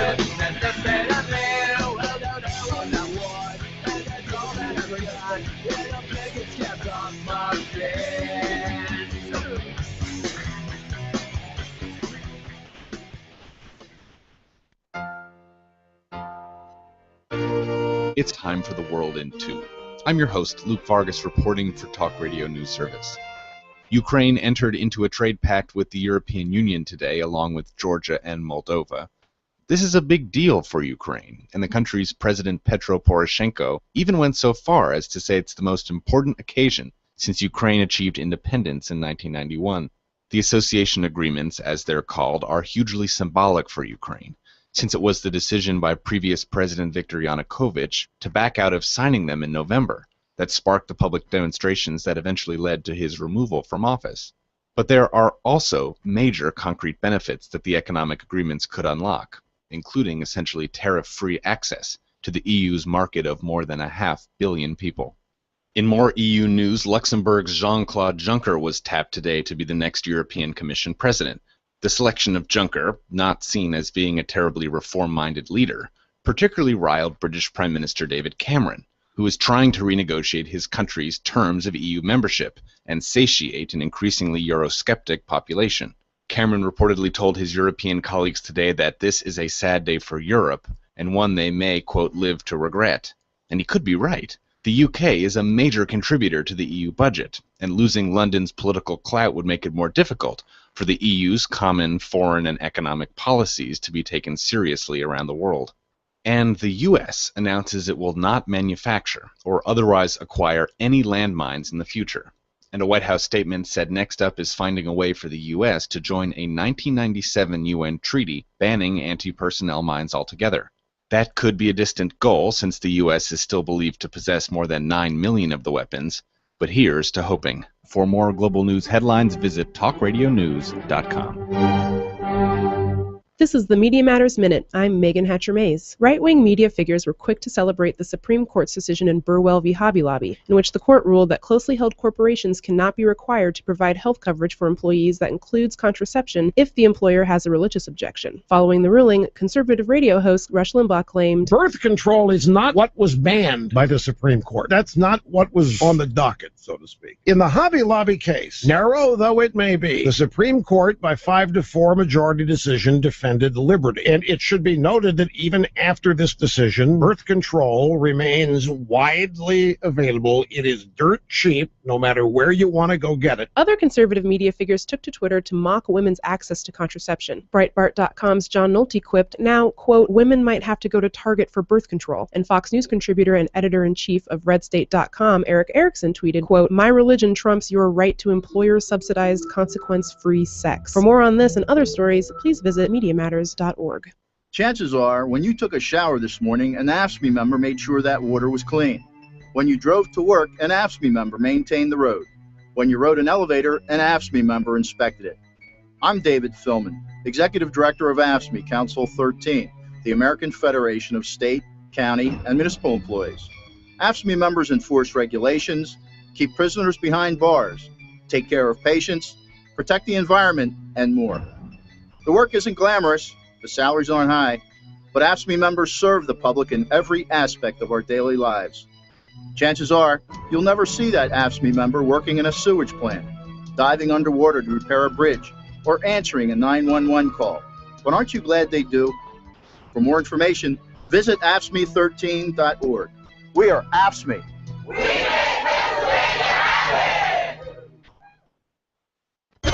Demanding the super rich to pay their fair share for once. The Rick Smith Show. They discriminate by race and hate. Won't pay nobody living wage. Walmart's here, let's all rejoice. Everyone is gone and we got no choice. So Walmart, kill the country snow.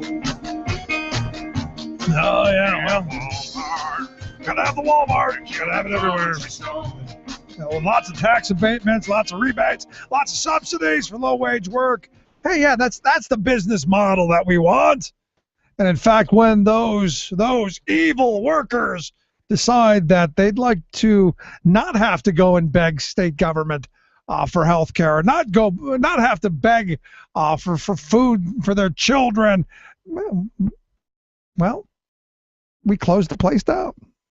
You may remember it was September of 2004 up in Quebec that a Walmart store was organized by the United Food and Commercial Workers Union up there. They had an election. The employees overwhelmingly said, we want to have a voice, we want to have a contract, we want to have some respect, dignity, all that stuff. And once they did, they had to sit down and negotiate. And as they negotiated this, it became painfully apparent to Walmart that they were going to have to actually, for the first time in North America, enter into a collective bargaining agreement with their employees. So what did they do? Something that I talked about here on the program a number of times. They closed the store.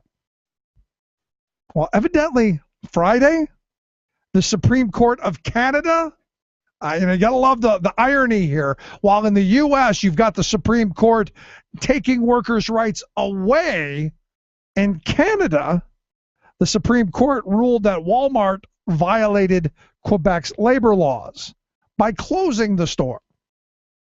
Also found the company closed the store during a freeze period laid out in the law, which limits ability of the company to do anything during that negotiating period. You know, the time where you're going through negotiations, from the time that it's filed to the time that a contract or whatever, or a lockout or a strike or whatever. But the court ruled that Walmart broke the law and without a valid reason, and never opened the store. So the question then becomes, what happens? They have demanded that the workers be paid at least $25,000 a year. Now, I go through and I look at this stuff. It's amazing to me how it is that just across a border, like Canada here, we have such backward laws. It's just amazing to me. Now, Walmart says they're very disappointed with the decision. The arbiter now determines remedies for the nearly 200 employees. And the union wants $25,000 a person, which should be the minimum. What they should do should make them reopen the store, reopen every bit of it, and then mandate. Because how do you deal with a company that continually breaks the law? How do you deal with them, especially if you can't kill them, can't lock them up, can't execute them, can't send them to Texas? So they're not really people, are they? Interesting thoughts. Quick break, right back. Stick around. You're listening to The Rick Smith Show.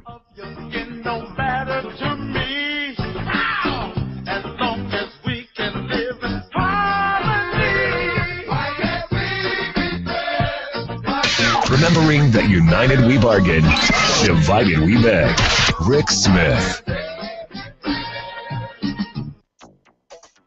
It's pretty rare that you encounter people who say that the problem of carbon pollution is not a problem. But generally, they don't just say, no, I don't believe anything scientists say. Except where? In Congress. The gloves are off. President Obama now just openly ridiculing climate change deniers. This is just brutal, Carol. This rain is incessant. It is not stopping. Extreme weather hits the World Cup. Pregnant women or those that are going to become pregnant soon should be very concerned by the data. Pesticides linked to autism again.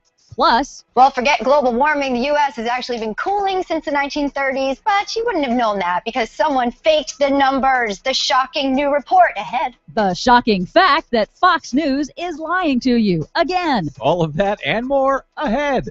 From BradBlog.com, I'm Brad Friedman. And I'm Desi Doyen. Stand by for 6 minutes of independent green news, politics, analysis, and snarky comment. There is really only one solution to get Republicans to do something about climate change. Barack Obama must become a global warming denier. Yep, that'll do it. This is your Green News Report. He must ride up to Congress in a Hummer with a gun rack and tell them, I was wrong and you were right.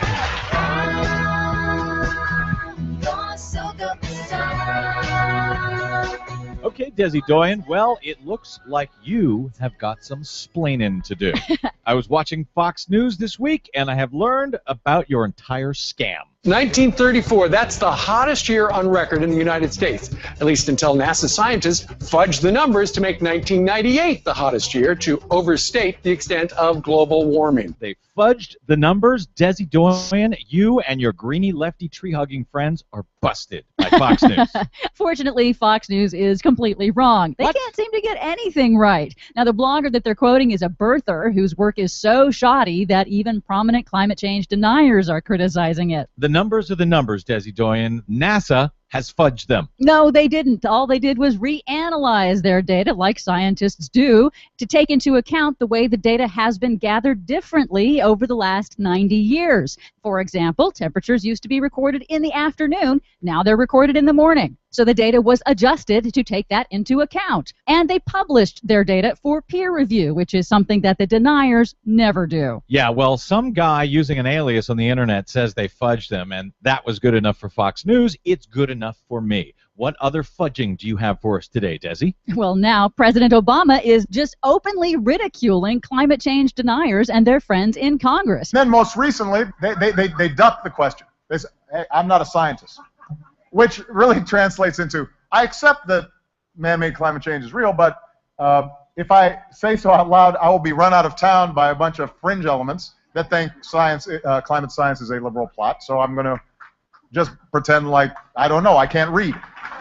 Actually, what he means there is that these Congress people will be run out of town by the Koch brothers and their millions who will challenge them in primaries. He was speaking at the annual gathering of the League of Conservation Voters this week, and he's calling for a generational project to cut carbon dioxide emissions and prepare the economy for the coming impacts of climate change. The real test, of course, will be what he does or doesn't do concerning the Keystone XL pipeline. In other news, yet another study concludes that the class of pesticides suspected of causing the massive decline of honeybees in the Northern Hemisphere is also killing a wide variety of other organisms important to food production. The worldwide integrated assessment found the evidence is unequivocal that neonicotinoid pesticides, the most widely used pesticides in the world, accumulate and persist in the soil, impacting entire ecosystems, killing beneficial organisms that are important to the world food supply. Meanwhile, another study further confirms the link between autism and pesticide exposure during pregnancy. Researchers at the University of California at Davis found moms living within a mile of crops treated with 3 common classes of pesticides during pregnancy have a 2/3 increased risk of having babies with autism or developmental delay. 2/3 increased risk? Yes. Wow. They say more research is needed to establish a direct causal link, but they also said, quote, pesticides are one of the toxicants that appear to have the strongest association with autism. Finally, just as happened with the Olympics, extreme weather is complicating World Cup soccer. Nearly 3 inches of rain have fallen so far, making this the rainiest day in Recife. Torrential rains forced soccer fans to abandon their cars and wade through miles of flooded streets to reach the stadium where the U.S. played a match against Germany. June is normally a dry month in Brazil, but in just 6 hours, this storm broke the record for the rainiest day in the host city. Climate scientists have predicted for decades that global warming will bring an increase in extreme weather events. Warm weather and not enough snow during the Winter Olympics, and wet weather during the dry season for the World Cup. That's right. This is all working out just great. For much more on all of those stories and the ones we couldn't get to today, please check out our website at greennews.bradblog.com. While you're there, please consider a donation to help the Green News Report stay on your airwaves and to continue connecting the climate dots, which almost no one else ever does. From bradblog.com, I'm Brad Friedman. And I'm Desi Doyen. And this has been your Green News Report.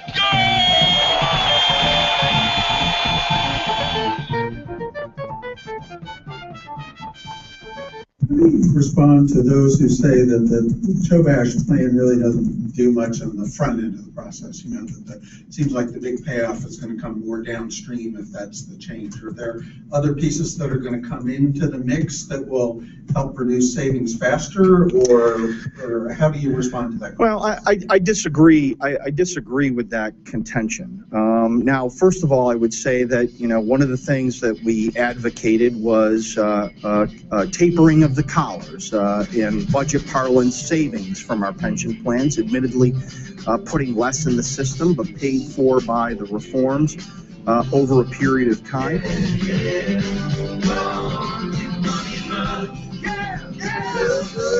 Yeah, we'll just pay for it. We'll take the money now, and we'll pay for it later. And these are for the people who said no more gimmicks. We're going to get the duct tape ripped off, and we're going to do things right. Yet everybody I talked to about this budget, that I understand just passed the House, so maybe it will be almost passed on time, so there's a start.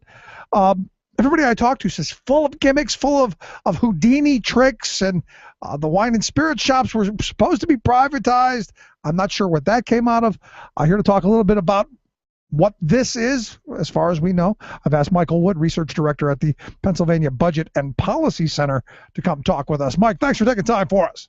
Hey, thanks for having me. I appreciate it. So the first question I've got right from the start, you know, last week we talked about the House budget that had $380 million in it from privatizing the state wine and spirit shops. Did they do that without me noticing?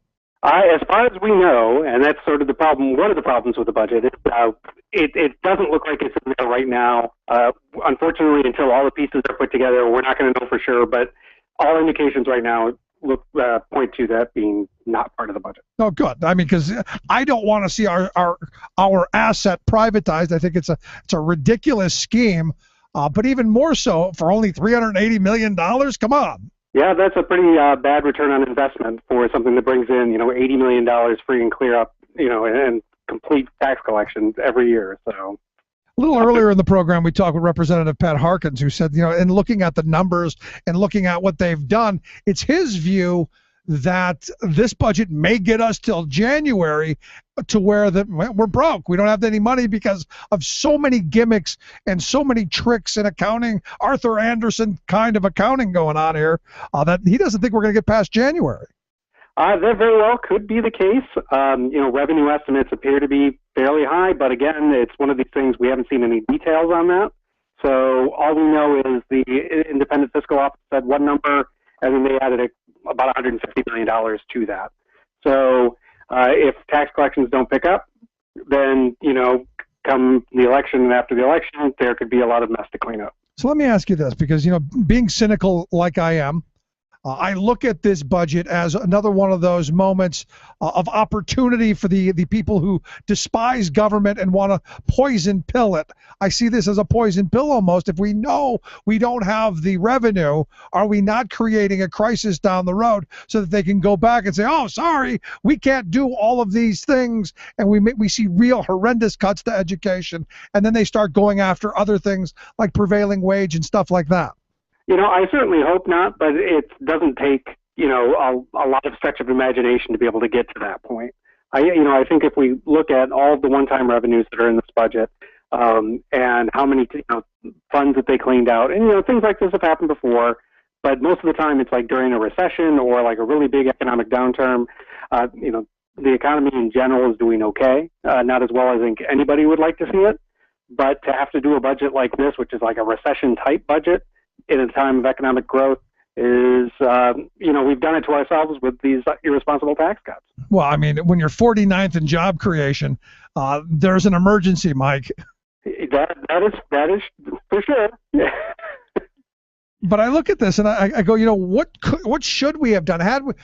I know the problem is that we've got this party in office that controls all of the levers of power. I know the Republicans have steamroller power, and they have this ideology that, well, we can't raise revenue. Revenue is bad. Everything has to be painful, draconian, through the bone type cuts. But what should we have done?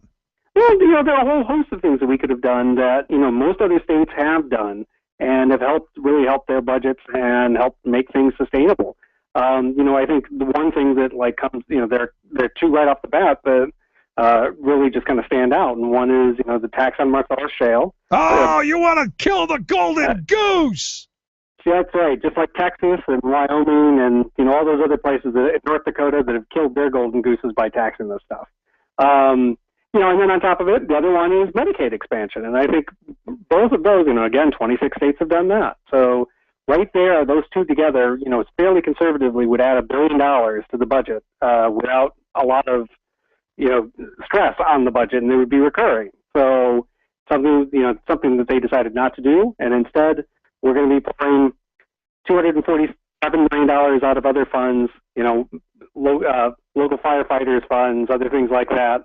That isn't going to be there next year, and then next year we're going to have to figure out how to replace these revenue sources that are now gone.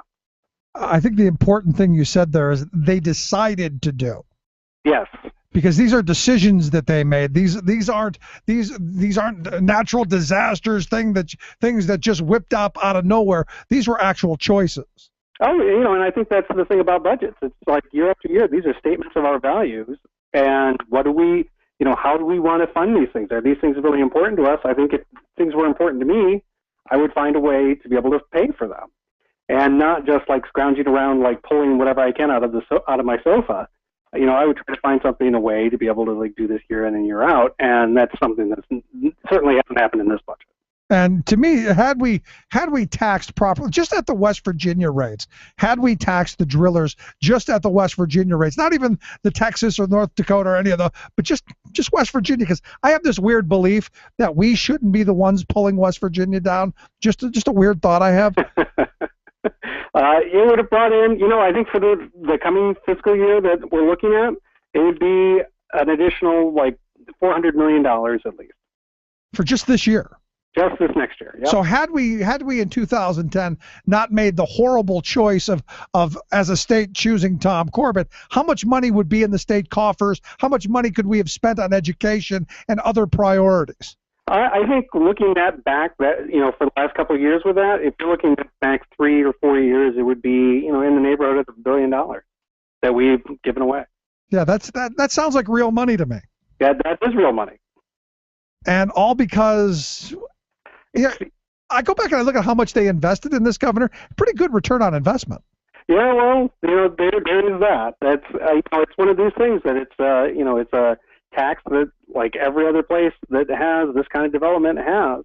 And for whatever they spend on lobbyists or people fighting against this tax, every month that they don't pay it, it's a huge win for them in terms of money. So what about I know there's a whole bunch of money that we keep handing out, and I go back to this priorities thing, because instead of investing in education, instead of investing in health care, instead of investing in a social safety net, we've chosen to take that money from kids, from the most needy, the most vulnerable, and hand it over to fairly profitable corporations in the hopes that they would create jobs. Am I wrong here? That has been what the theory has been, and it hasn't worked out so well. So, but here again, I keep asking the question: if we've given all this money and they haven't created jobs, can't we get our money back? That would be nice if we could. I think there are certainly things we can do to help get our money back, but I would say that the current legislature is not very interested in that. So we just kind of flush that right down the drain, huh? Well, we'll see. We'll see. In looking at this budget, anything in your opinion that's worth anything good here? I guess not as draconian a cuts to health and human services as in the past. Anything good? Well, there've been some areas that there was, I think when Governor Corbett's budget came out, I think they wanted to have a kinder, gentler budget this year. It's an election year. And what they've had in the previous years, and they figured a way with this budget because revenues, are about $500 million below estimate in the current fiscal year, and the one that starts in about an hour, that made the shortfall, supposedly around $1.5 billion. They were able to find enough one-time revenue sources and moving money from certain places and, getting rid of other things to come up with enough money to be able to replace quite a bit of that hole. And so there are things like a lot of human services that had seen cuts in previous years were flat funded or got small increases that the governor had proposed. They were able to keep those. So that's good news. But certainly for those really critical programs. We've seen things in early childhood education that there's been some more investment in that. The business community talks about how important it is to do this, but at the same time they want tax cuts. The additional funding for a lot of the early childhood programs has at least been increased over last year. So it could have been significantly worse, but at the same time it could have been significantly better and sustainable. And I think the one thing is the sustainable aspect from our standpoint. We're going to be in the same boat, but it'll be worse next year when the budget comes around to be dealt with because the legislature and probably the governor hasn't signed it yet, but have pushed this problem to the next year, kicking the can down the road, as they always say that they don't like to do. That's exactly what's happened. Any chance the governor doesn't sign it? He's threatened not to sign it because he didn't get the pension deal he wanted to have, but I think that all of the things that he wanted, they have not, the big priorities that he wanted for the election haven't come through.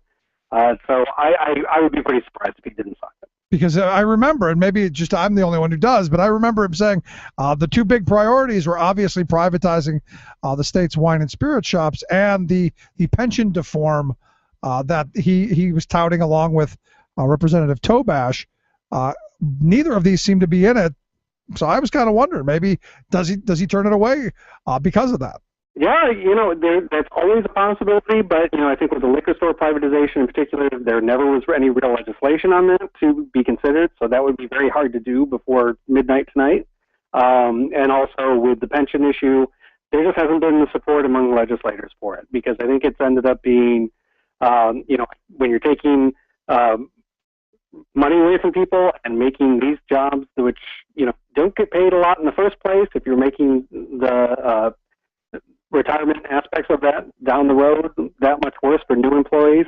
It's just not real attractive to lawmakers, and I think that they realize like how problematic that is. And when taxpayers realize that it actually isn't solving the budget crisis, and it's going to add almost double to what the unfunded liability is, but it's ideologically correct, I don't know that there's a lot of appetite there either. No, yeah, it's like, what are you fighting? I think legislatures tend to be in the way that they think because they're being elected every couple of years.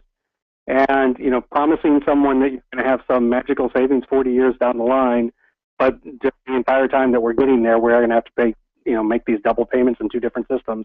Not very attractive. Yeah, and savings you're going to get down the line, but you want to spend today, as Zogby said. It's amazing stuff. But, Mike, I appreciate you taking time for us.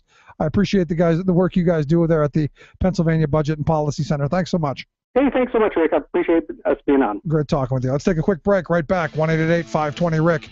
1-888-520-7425. This is The Rick Smith Show.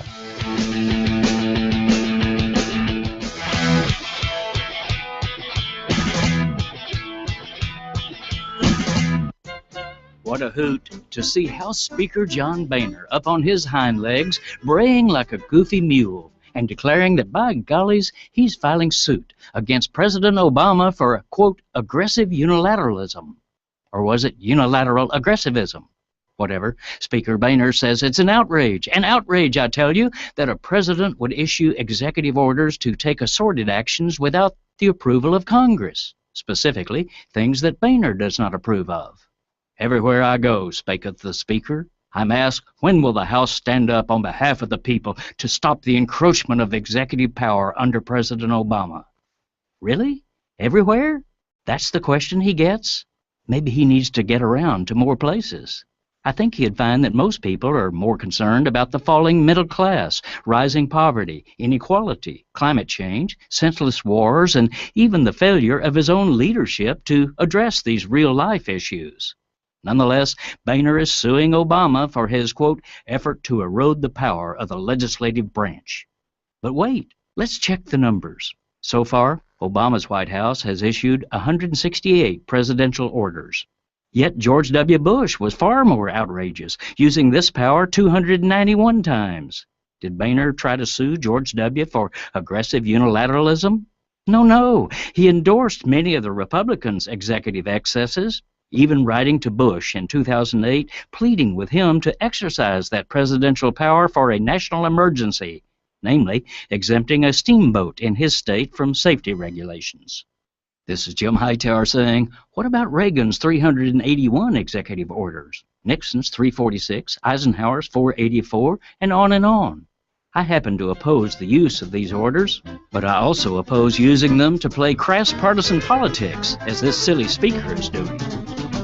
Hightower's commentaries are brought to you by the Hightower Lowdown, the monthly newsletter with Hightower's take on what Wall Street and Washington are up to. For information, visit hightowerlowdown.org. Would you dive 14 feet deep in the Susquehanna to keep a bridge safe? Would you spend night after night with prisoners to keep your community safe? Would you spend Christmas Eve plowing snow to keep roads safe? AFSCME members do. Men and women who choose to serve in public service.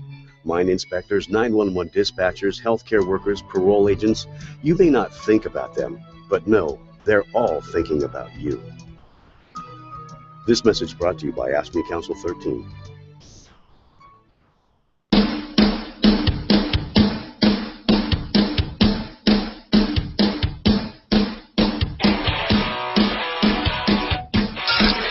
Waving the flag of freedom for people, not corporations. Rick Smith.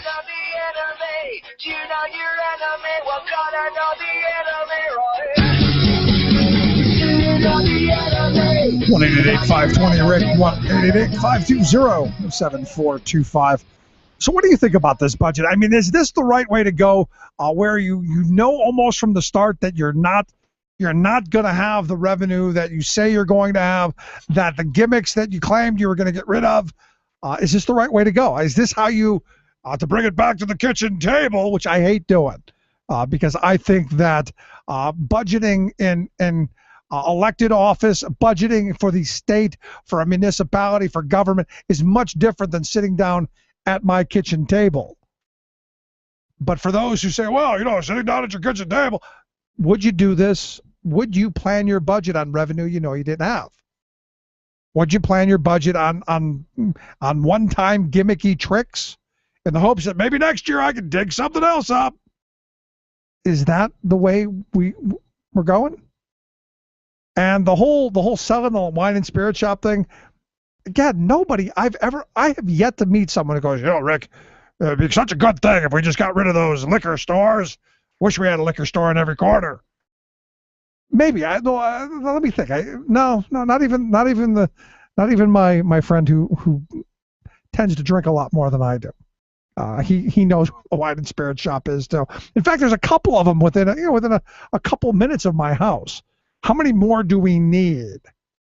But I look at these budgets and the priorities, again, very skewed in my view, off kilter.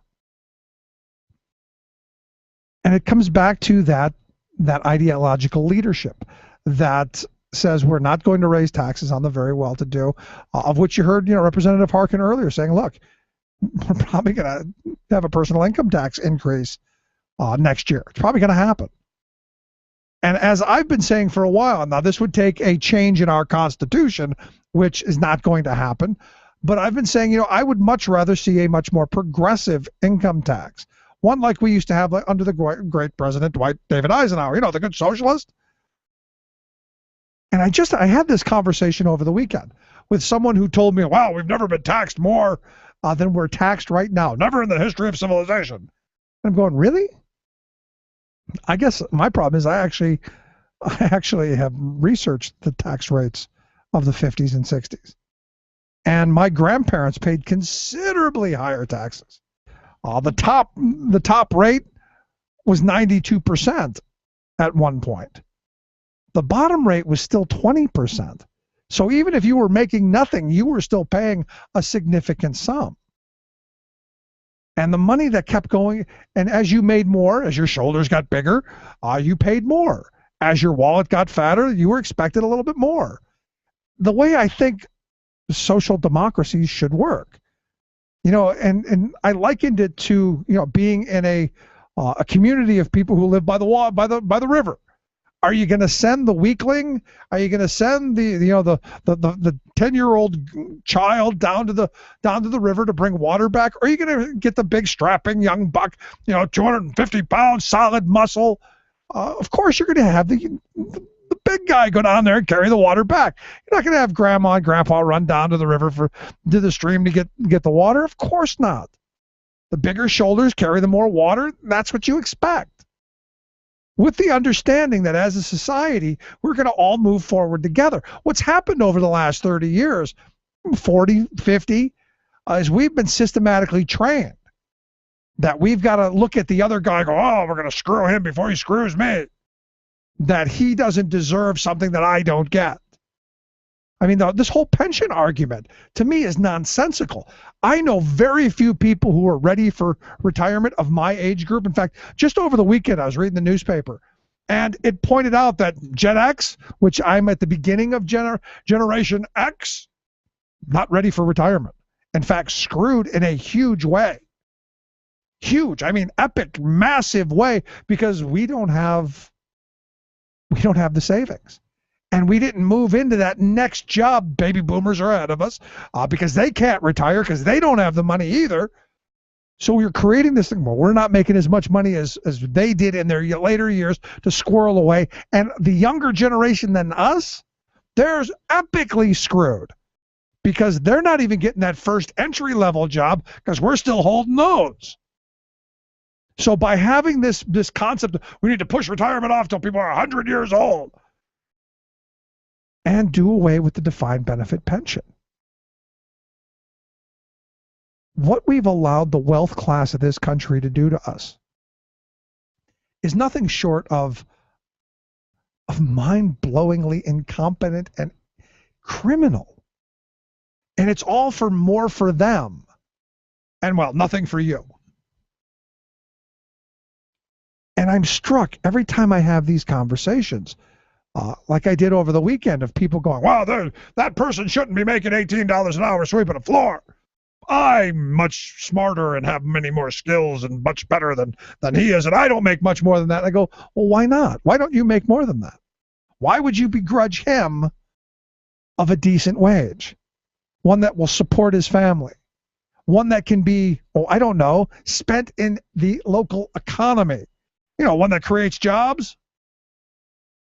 And there's never a response. It's always this singular view of, if I don't get it, nobody should. And I keep saying, instead of saying that, shouldn't we say we all should have it? As a working class, shouldn't we all be pushing for better wages, hours, and conditions for all of us? Instead of seeing the pie redistributed in such a way that one guy takes everything else and the rest of us are scurrying for crumbs? I mean, you've all seen the joke of, the rich guy sitting at the table with two other people, and there are 10 cookies on the plate, and the rich guy steals 9 of them, and the guy goes, hey, somebody's stealing your cookie. It's insane. Quick break. Right back.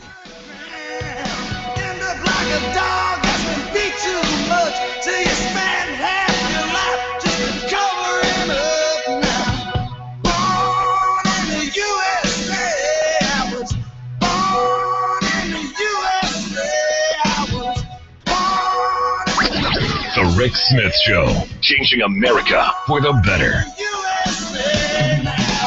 It's the Rick Smith Show on Country Gold Radio, WIOO Carlisle, and WEEO Shippensburg. You're listening to WIN, Workers Independent News, a production of Diversified Media Enterprises. I'm Doug Cunningham.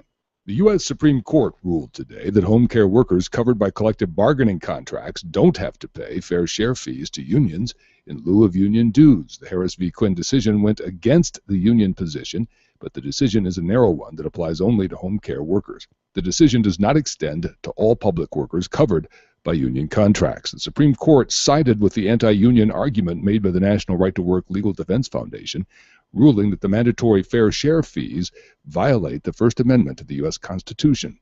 This is a financial blow to public sector unions like SEIU and AFSCME, but it could have been worse had the decision applied to all workers.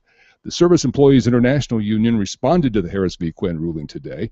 SEIU President Mary Kay Henry says that no court case is going to stand in the way of home care workers coming together to have a strong voice for good jobs and quality home care. SEIU says the case was brought by the National Right to Work Legal Defense Foundation, which is, quote, an extreme anti-worker group whose funders include billionaires like Charles Koch.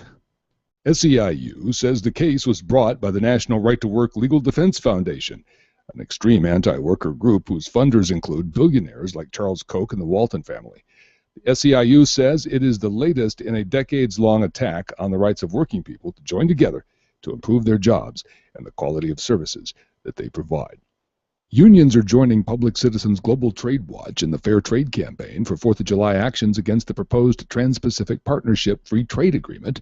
U.S. Representative Rosa DeLauro, a Democrat from Connecticut, says TPP threatens American jobs. What is particularly important is the devastation of this to the Buy America policies and provisions that have existed in our law since the New Deal, and in fact support millions of jobs across the country. Shane Larson is Legislative Director for the Communications Workers of America. He says the proposed TPP trade agreement also threatens Buy American policies. The CWA is mobilizing its members to let Congress know that the American people want fair trade policies that protect American workers. Here at CWA, members are going to be mobilizing in congressional districts all over the country. CWA members and activists around the country are going to be putting to the Congress members and representatives this 4th of July recess to make sure that they ask themselves, and the constituents throughout the country are asking them, do they stand for these policies, and will make sure that trade agreements do not become a general race to the bottom, and we see more of what we're seeing right now in Oakland and in San Francisco and the Bay Area with the Bay Bridge, where it's now falling apart because they didn't use Buy America and used Chinese steel, and the bridge is actually falling apart. President Obama recently announced a fall deadline for the TPP. You've been listening to WIN, Workers Independent News. For more information, visit laborradio.org. Waving the flag of freedom for people, not corporations. Rick Smith.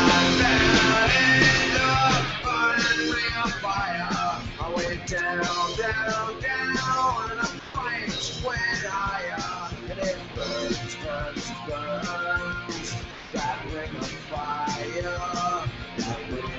So we're just a couple of days away from the 4th of July, and I thought, as we look at the 4th, and I see all the people wearing their American flag bikinis and their flower pots with the American flag plastered all over it, and all of this other stuff, you kind of got to wonder, where's all this stuff made?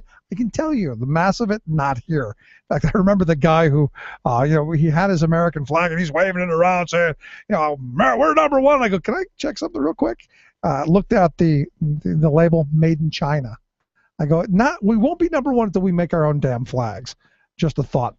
Welcome back to The Rick Smith Show. Check out the website, thericksmithshow.com. Questions, comments, something on your mind, you can email me, rick@thericksmithshow.com. So here to talk a little bit about the 4th, we've asked our real good friend Harvey Kaye to come back. He's a professor of democracy and justice studies at the University of Wisconsin, Green Bay. Also has an outstanding book, The Fight for the Four Freedoms. We've got a link at thericksmithshow.com. Just click on Harvey Kaye's name. Harvey, thanks for taking time for us. Oh, no, this is a pleasure. I was really looking forward to this evening. So, here we are. We're marching up to the 4th of July, big patriotic holiday with a whole bunch of Chinese-made flags. Well, what we need is some American-made words. There you go. American-made words. I mean, when you think about it, this is a country. Like capitalism? This is a country that whose history has depended upon words. Because we're not a people who have, as they say in so many parts of the world, the same blood. And we're a diverse people, right, in terms of our faiths and our ideas and the places we've come from.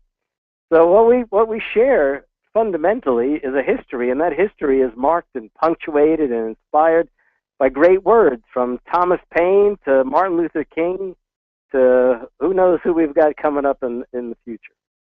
And who the people are going to be to lead us into the next generation. I look at today a very sad day, I think, for American workers with the two decisions that came out of our Supreme Court, just antithetical to, I think, everything that we stand for in this country. Well, it's turning freedom of worship, freedom of religion, inside out, and to subject working women to that kind of logic. What a tragedy. What a tragedy, but a tragedy that we cannot let go unanswered. So let's imagine a July 4th in which everyone around the country, at least good working people, start to remember the words that helped us all make a freer, more equal, and democratic country, one that we desperately need to renew today. Okay? So how about if we turn to some words? You willing to do that? Hit me. Okay. Well, let's start with the words. Let's start with the words that, ironically enough, Ronald Reagan embraced. So let's take them back. The words of Thomas Paine. We have it in our power to begin the world over again. Words he wrote in Common Sense in 1776. Words that helped to inspire Americans to turn a colonial rebellion into an American revolution. Not just for independence. That alone would have been radical and revolutionary. But also to create a democratic republic. Yeah. I love those words. We have it in our power to begin the world over again. And with decisions like the one today, I think taking to the streets with pitchforks would not be a bad idea. Yeah, not a bad idea. Though let's hope for a little bit more than pitchforks. That kind of reminds me of Pat Buchanan's calling out folks to come out with their pitchforks. Let's imagine that will create solidarities and new organizations and revive this labor movement of ours. Yeah.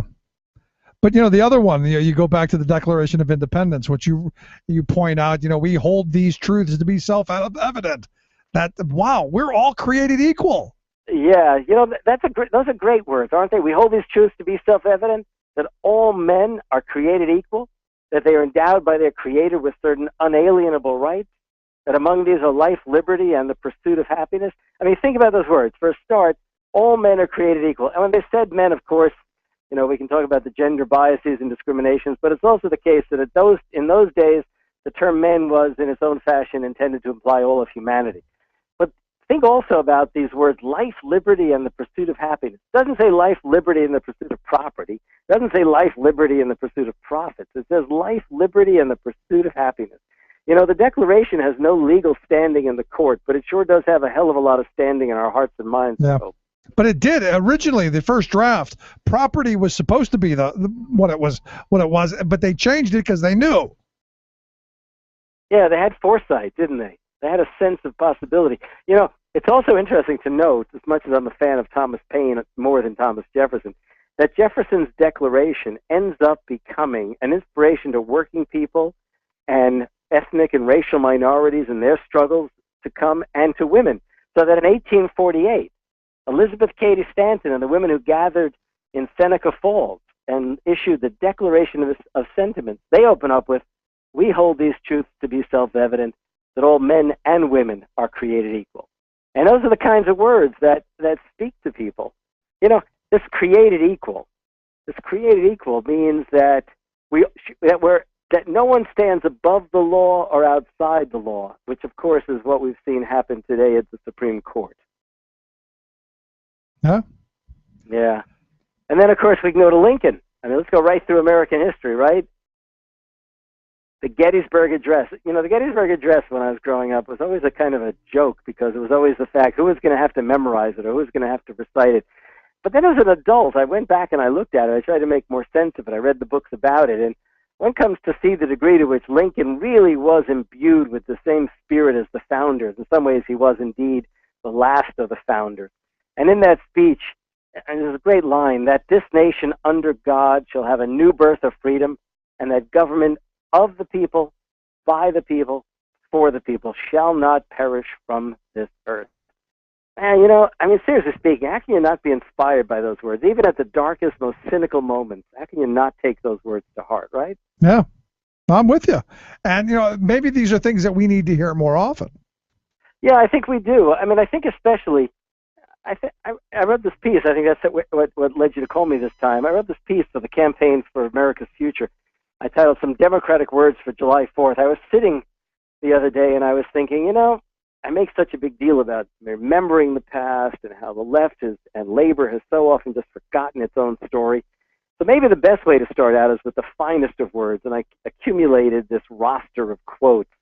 I left out a lot that I liked, and maybe I'll have a moment later to give you some examples of those.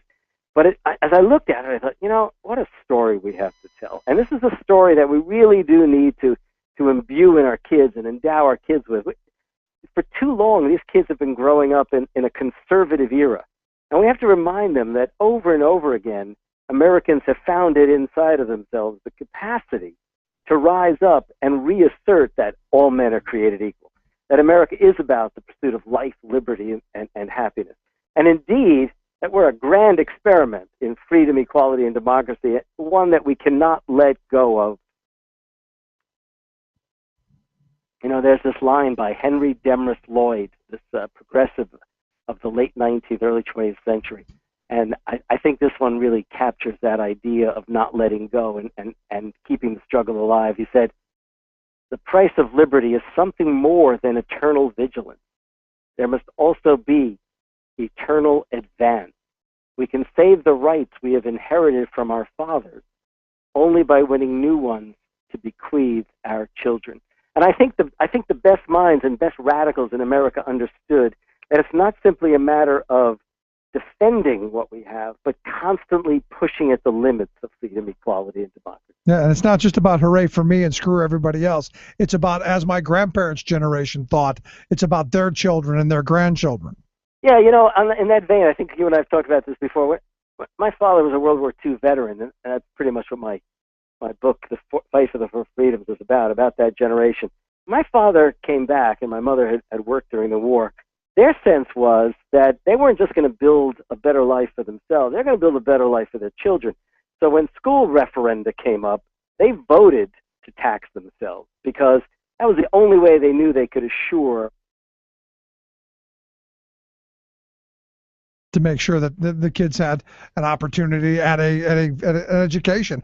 You know, and it's interesting you bring that up on a night like tonight, where we have the Pennsylvania General Assembly, who has done really great harm over the last couple of years to our education system by not raising taxes and funding education, to where you have a situation like in Philadelphia where there's no nurse at the school. Maybe once a week, every other Friday, there's someone there But no not so much nurse now. at a large public school? No, in fact, the number of nurses, I think they cut half of the nurses and most of the librarians and almost all of the guidance counselors. There were 2 kids this year, Harvey, that went to school and they died at school. No nurse to even give them a shot at being revived or being seen before they got too bad off.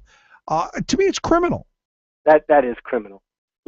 I mean, in a less criminal vein, I was going to say I was out to dinner this evening with a couple of my young colleagues, and people about 30 years of age, and I was talking to them about the fact that when I came to Wisconsin 35 years ago, there was an understanding in public higher education that the state university system would involve a 1/3, 1/3, 1/3 funding arrangement. 1/3 on taxes, 1/3 on gifts and grants, 1/3 tuition.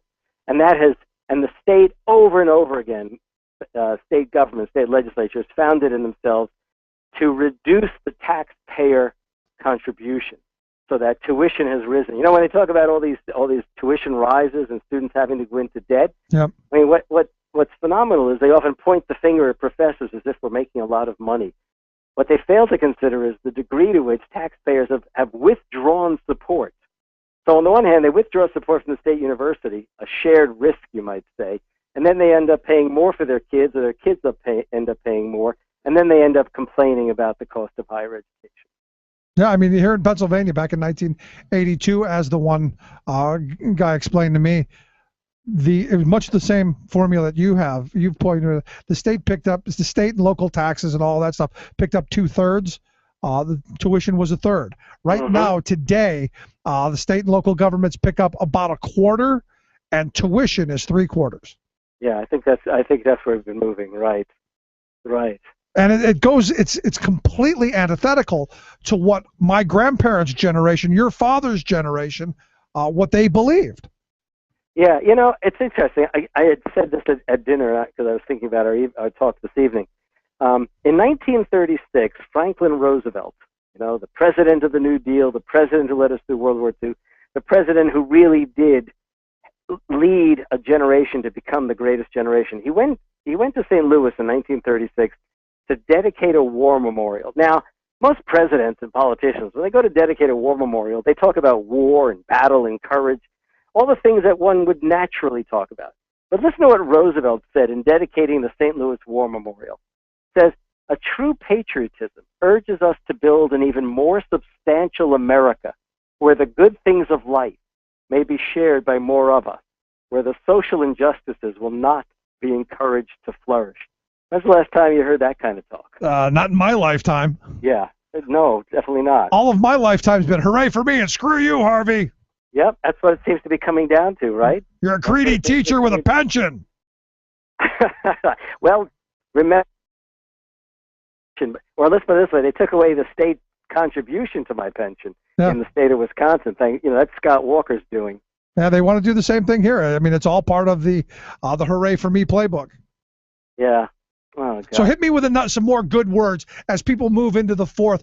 What other? How about this one?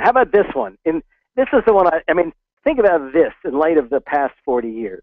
This is Roosevelt in 1936 accepting the Democratic Party nomination, knowing that he's under siege from the 1% organized in the American Liberty League, the National Association of Manufacturers, and the Chamber of Commerce.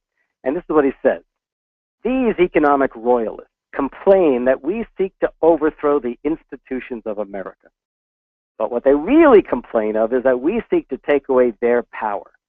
Our allegiance to American institutions requires the overthrow of this kind of power."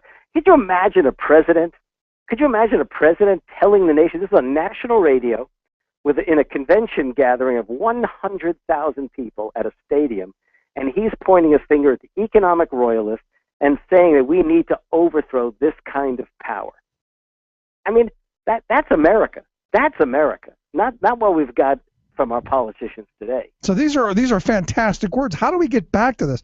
I mean, there are people in my view who are on the cutting edge of this. I look at Sherrod Brown, I look at Elizabeth Warren, Bernie Sanders, but none of these people have a shot of, in my view, of ascending to the presidency. I wish they could.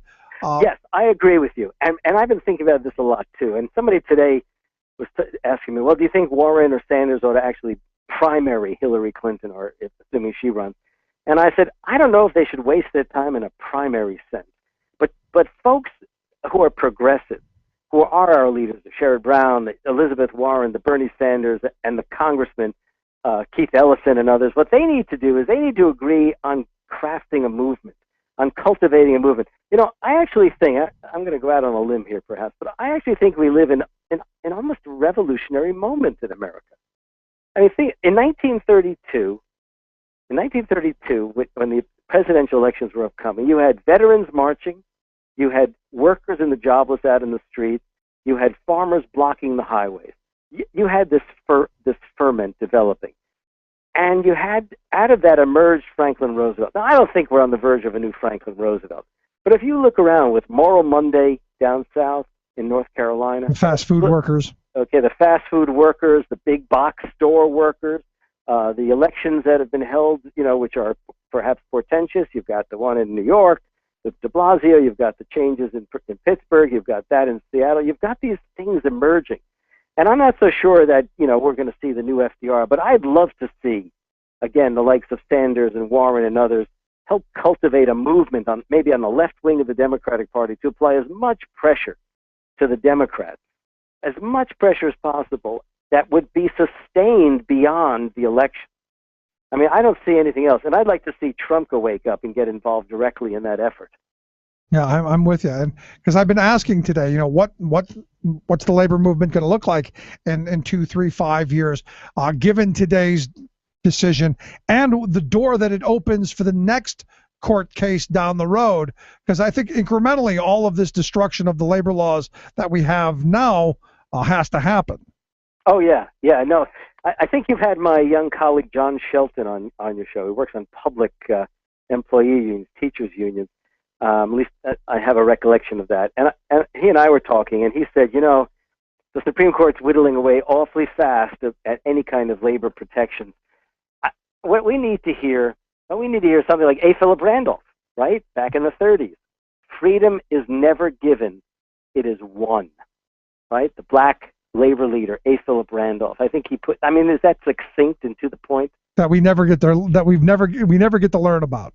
Yeah, right. He's left out of the story most often, all too often.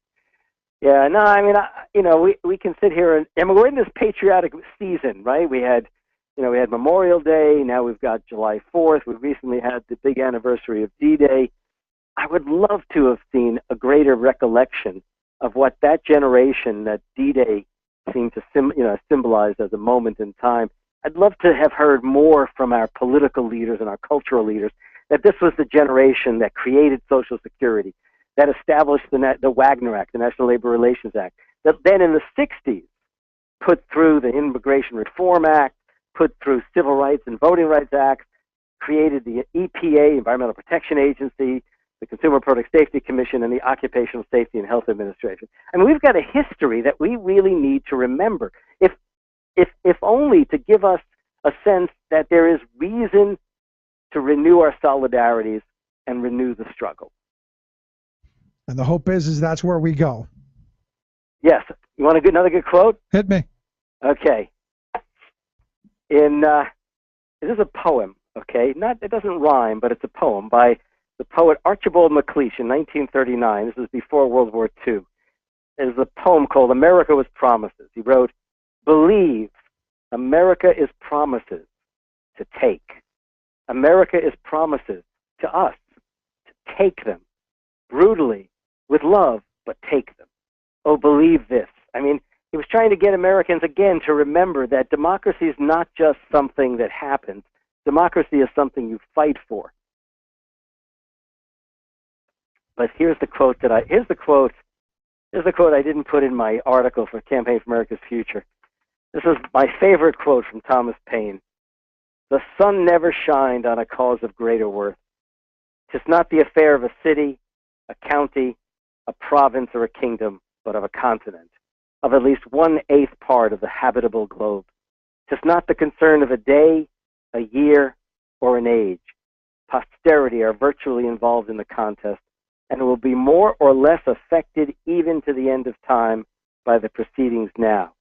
Now is the seed time of continental union, faith, and honor. Our strength is continental, not provincial. I mean, those are words. I mean, you know, it's a sad thing, but it's very reflective ultimately of the disappointments of this administration. Can you remember anything that Barack Obama has said? Can you remember a line quotable to this day? You can trust me. I will not sign free trade agreements. Oh, God. I sat 20 feet from him. That's what I remember. I'm laughing in frustration and exasperation here now. Oh, geez. Well, you asked me for a quote, I gave you one. You gave me one. Or what You was gave me one. supposedly the lie of the century? If you like your health care, you can keep it. Yeah. You know, how about the four freedoms? How about, here's Roosevelt, 1941, right? This is January 41.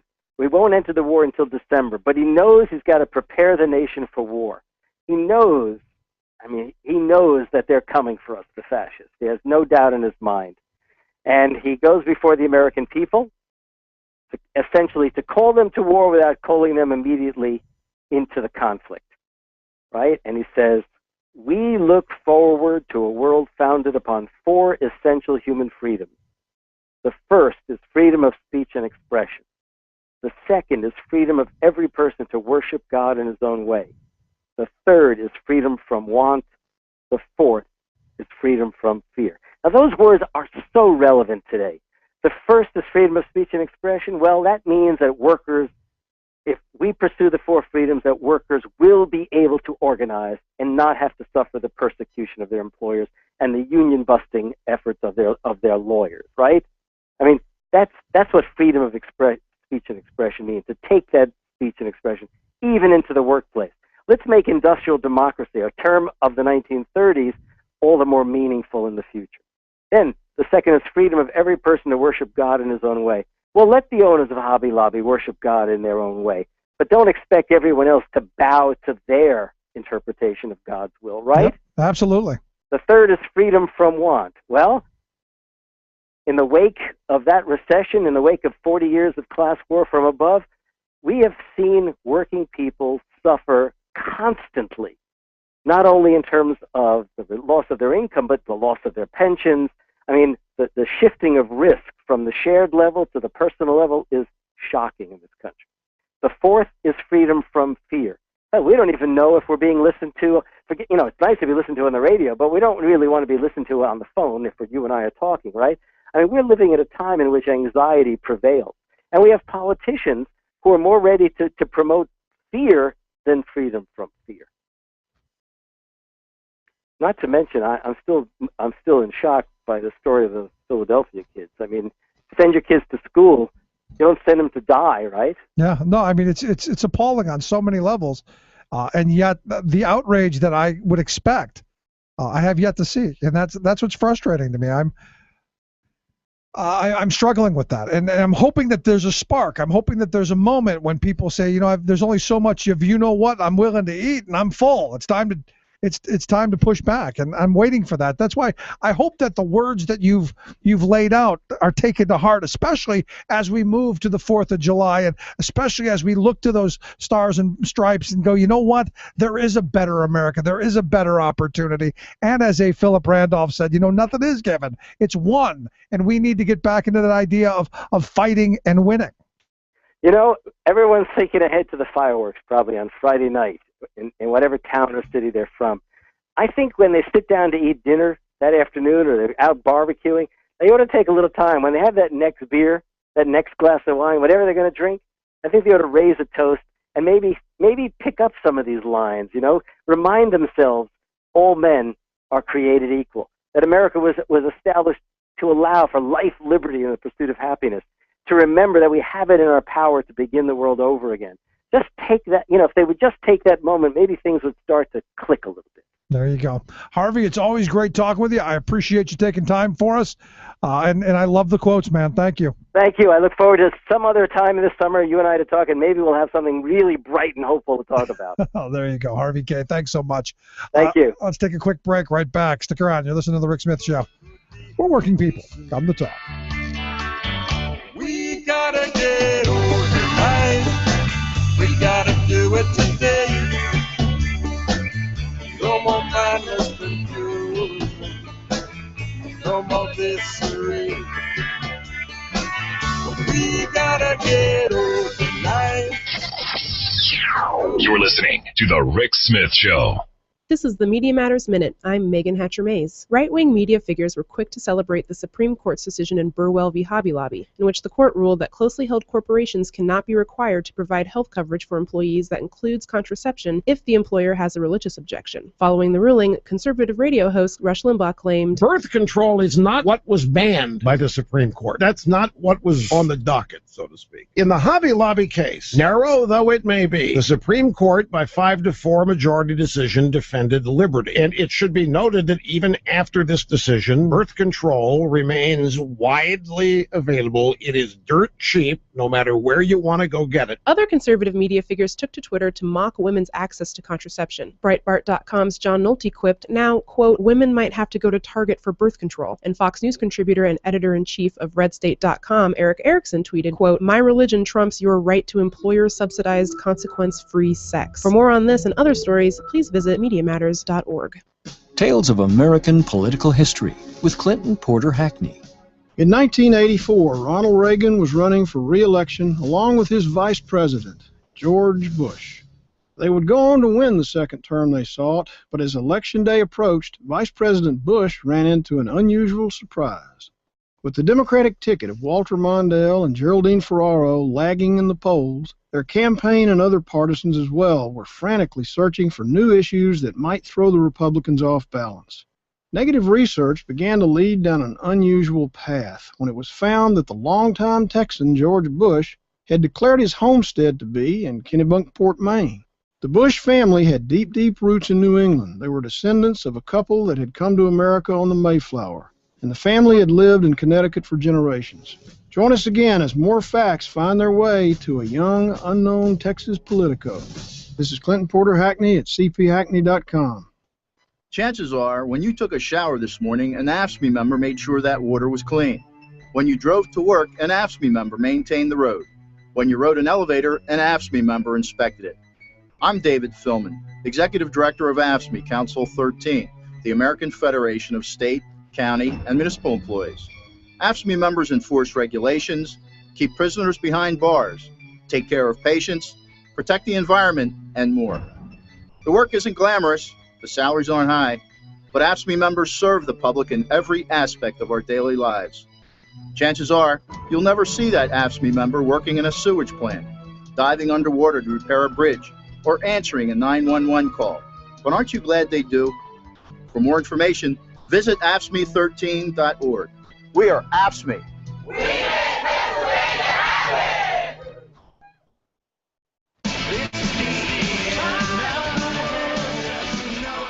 There is no America.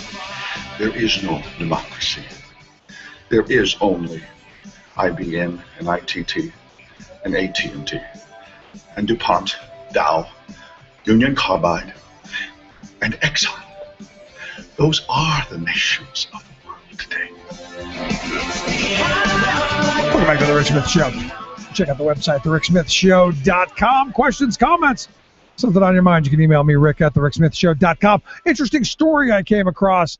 Florida Today, the publication, who says, you know, nothing screams U.S. pride more than a skimpy red, white, and blue bikini. But, you know, the fact that the $33 bikini you bought at Target was actually made in Cambodia and not here in the U.S. And it makes me think about, you know, as we go to celebrate our 238th birthday, this idea of buying American products, of supporting the local economy, supporting our nation, to me, never stronger. This idea that, you know, we're this global economy where manufactures nothing scares me. And as we look to the holiday, the hope is maybe we start recentering ourselves and we start thinking about each other as a community, each other in a different way. And what's fearful to me as a number of the conversations that I've had over the last several weeks with people, I don't see that happening yet. I'm waiting for that spark. I'm hoping. I'm still hopeful. But this idea that it's all about the cheapest price, it's all about the almighty buck, that scares me. That's not the American dream. And as this article points out, Walmart sells a U.S. flag for $34.72 with a label that says it was packaged made in the U.S., but the pole and the brackets, not so much, made in China. And you kind of got to wonder if all of the stuff that we see is actually true. Anyway, quick break, right back. Stick around.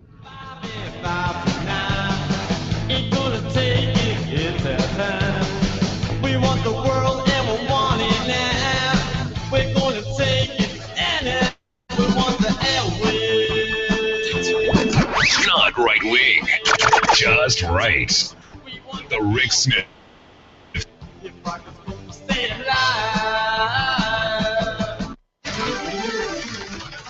The steel strike of 1919 was called the Hunky Strike because most of the workers were either first or second generation immigrants from Eastern and Central.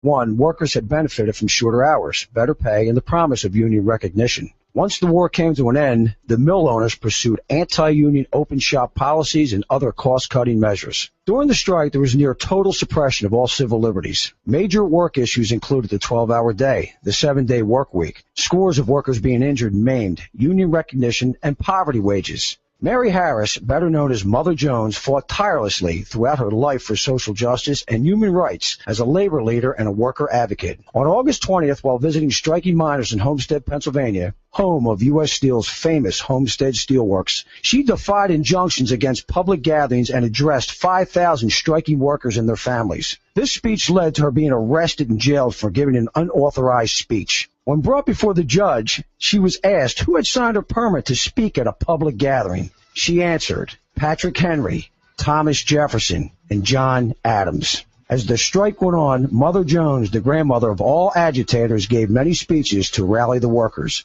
One speech in Chicago was described by a spy for the U.S. War Department's Military Intelligence Division as the foulest and most profane that can be imagined, teeming with ultra-radical suggestions. Welcoming the spies, she would invite them to the front of the crowd so they could report her words accurately. This Rick Smith Show Labor History Moment was made possible by a grant from the Labor Education Center of IUP. For more information, visit www.thericksmithshow.com.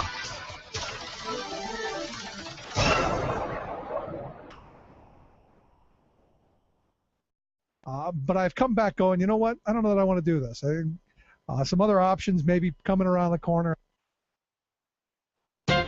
What a hoot to see House Speaker John Boehner up on his hind legs, braying like a goofy mule, and declaring that, by gollies, he's filing suit against President Obama for a, quote, aggressive unilateralism. Or was it unilateral aggressivism? Whatever. Speaker Boehner says it's an outrage, I tell you, that a president would issue executive orders to take assorted actions without the approval of Congress, specifically things that Boehner does not approve of. Everywhere I go, spaketh the Speaker, I'm asked, when will the House stand up on behalf of the people to stop the encroachment of executive power under President Obama? Really? Everywhere? That's the question he gets? Maybe he needs to get around to more places. I think he'd find that most people are more concerned about the falling middle class, rising poverty, inequality, climate change, senseless wars, and even the failure of his own leadership to address these real-life issues.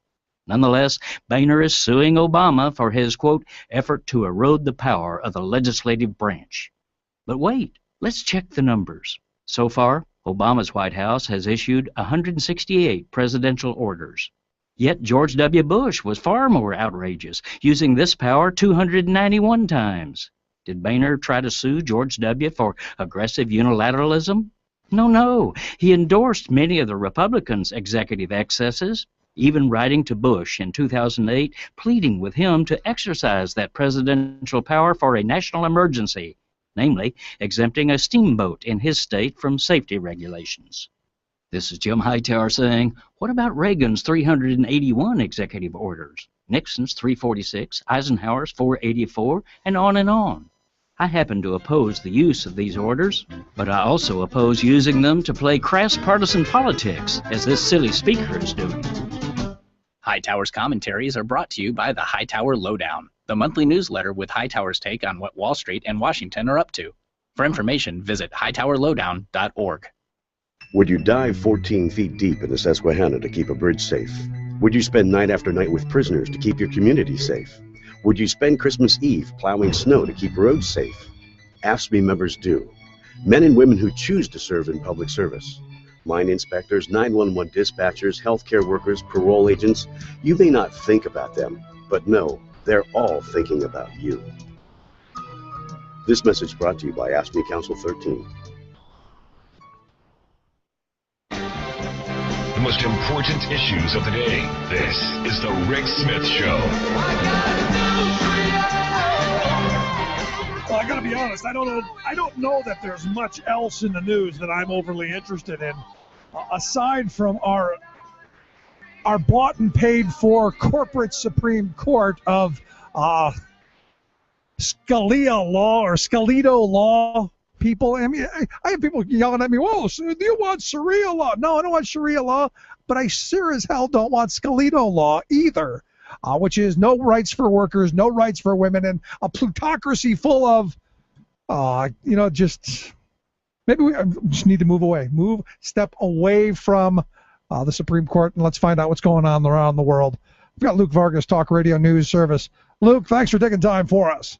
Of course, I'm here to be a relief from the SCOTUS attention that you've probably been unable to avoid today. It's consumed me all day today. I think of all of my union brothers and sisters, and I was a union member for more than 20 years, and I think of all those idiots who voted for Bush and the Supreme Court we've got because of that giggling idiot. And I keep going. It's really the death of the middle class we're seeing right before our very eyes. Another one of the death of 1,000 paper cuts. Well, I almost feel like asking you a question because I'm able less and less to take time away from my world news beat to look at domestic politics. But the one thing that struck me just about the merits, let's not even get to the decision about the union case today, but the argument I sort of sympathized with was this notion that the legal representatives for unions had achieved a great deal for non-union members, and thus the idea of sort of, I guess you would agree with that point, through and through. Well, doubled the wages. So I don't know where you're complaining. They actually doubled the wages, much better training, much better work environment, much better resources, all of the things that you would want from not just an employee standpoint, but also from the patient standpoint and from a societal standpoint. If we're spending money on something, we should make sure it's of sufficient quality and it's actually good for our society. This idea, and I've been talking about this for a while. My generation and just a little bit older, we're moving into a real crisis where there aren't going to be long-term healthcare facilities, so you're going to have to figure out how to keep your behind at home. And these home health care aides, they made it possible for tens of thousands of people to stay in their homes with their ailments, where past generations, we'd be institutionalized people like crazy, and it would cost us considerably more. So the unions and the states did the right damn thing, but you've got these really rich people through the National Right to Work Foundation who have spent gobs of money convincing a handful of people, and this was seven people, that, that's bad for you because they doubled your wages and they made sure that your kid's going to get someone who cares about them taking care of them. Yeah, that's all bad. Yeah, well, it looks like we are moving into an era where most sectors don't really have anyone sticking up for them, or you could say maybe we live in an age where you can stick up for yourself as a worker, but boy, a lot of people are too tired by the end of the day to do anything, and even if you could dedicate a few hours, you would be starting at square one with a big disadvantage against you. And that's the number one thing. There's nothing weaker than the power of one. How many times do you hear, I'm just glad to have a job? If you were organized, you could say, well, wait a minute, we're going to demand better wages, hours, and conditions. Why do you think wages have actually declined over the last 30 years? because union density has gone down. When I was right out of college, I got a job throwing boxes on a trucking shipping dock. I was making $15 an hour with health care and with a pension. This is back in the mid to late 80s. $15 an hour with pension and health care. They don't make $15 an hour today doing the same damn job. We're talking, what, 26, 28 years later? Yep. Let's move along. Oh, boy. I'm about to explode. What's going on in Iraq? right. What's going on in Iraq? Take me somewhere pleasant. Well, maybe there's a new country in Iraq after this morning. These militants, which have been causing a tremendous headache for the Prime Minister of Iraq, Nouri al-Maliki, did what, depending on who you ask, could be either a brilliant PR move and really nothing beyond that, or created a country that, in its creation, changes the whole way that countries in the region have to look at their borders. Suddenly, every border is threatened. Why are we looking at these colonial-era borders in the first place? Maybe religious affiliation is a stronger border than any of these nationalistic boundaries. So these Islamist fighters incorporated a country that they're calling the Islamic State. They are no longer ISIL or ISIS, as people might have been hearing over the last few weeks. They are now the Islamic State. It's a country that they said spans between some of the territories they've conquered in Syria over the past few years, as well as the territory they've conquered in Iraq in the last few weeks. It is ruled by a caliphate, which, when taken literally, is someone who is a descendant, rather a successor to the Prophet Muhammad.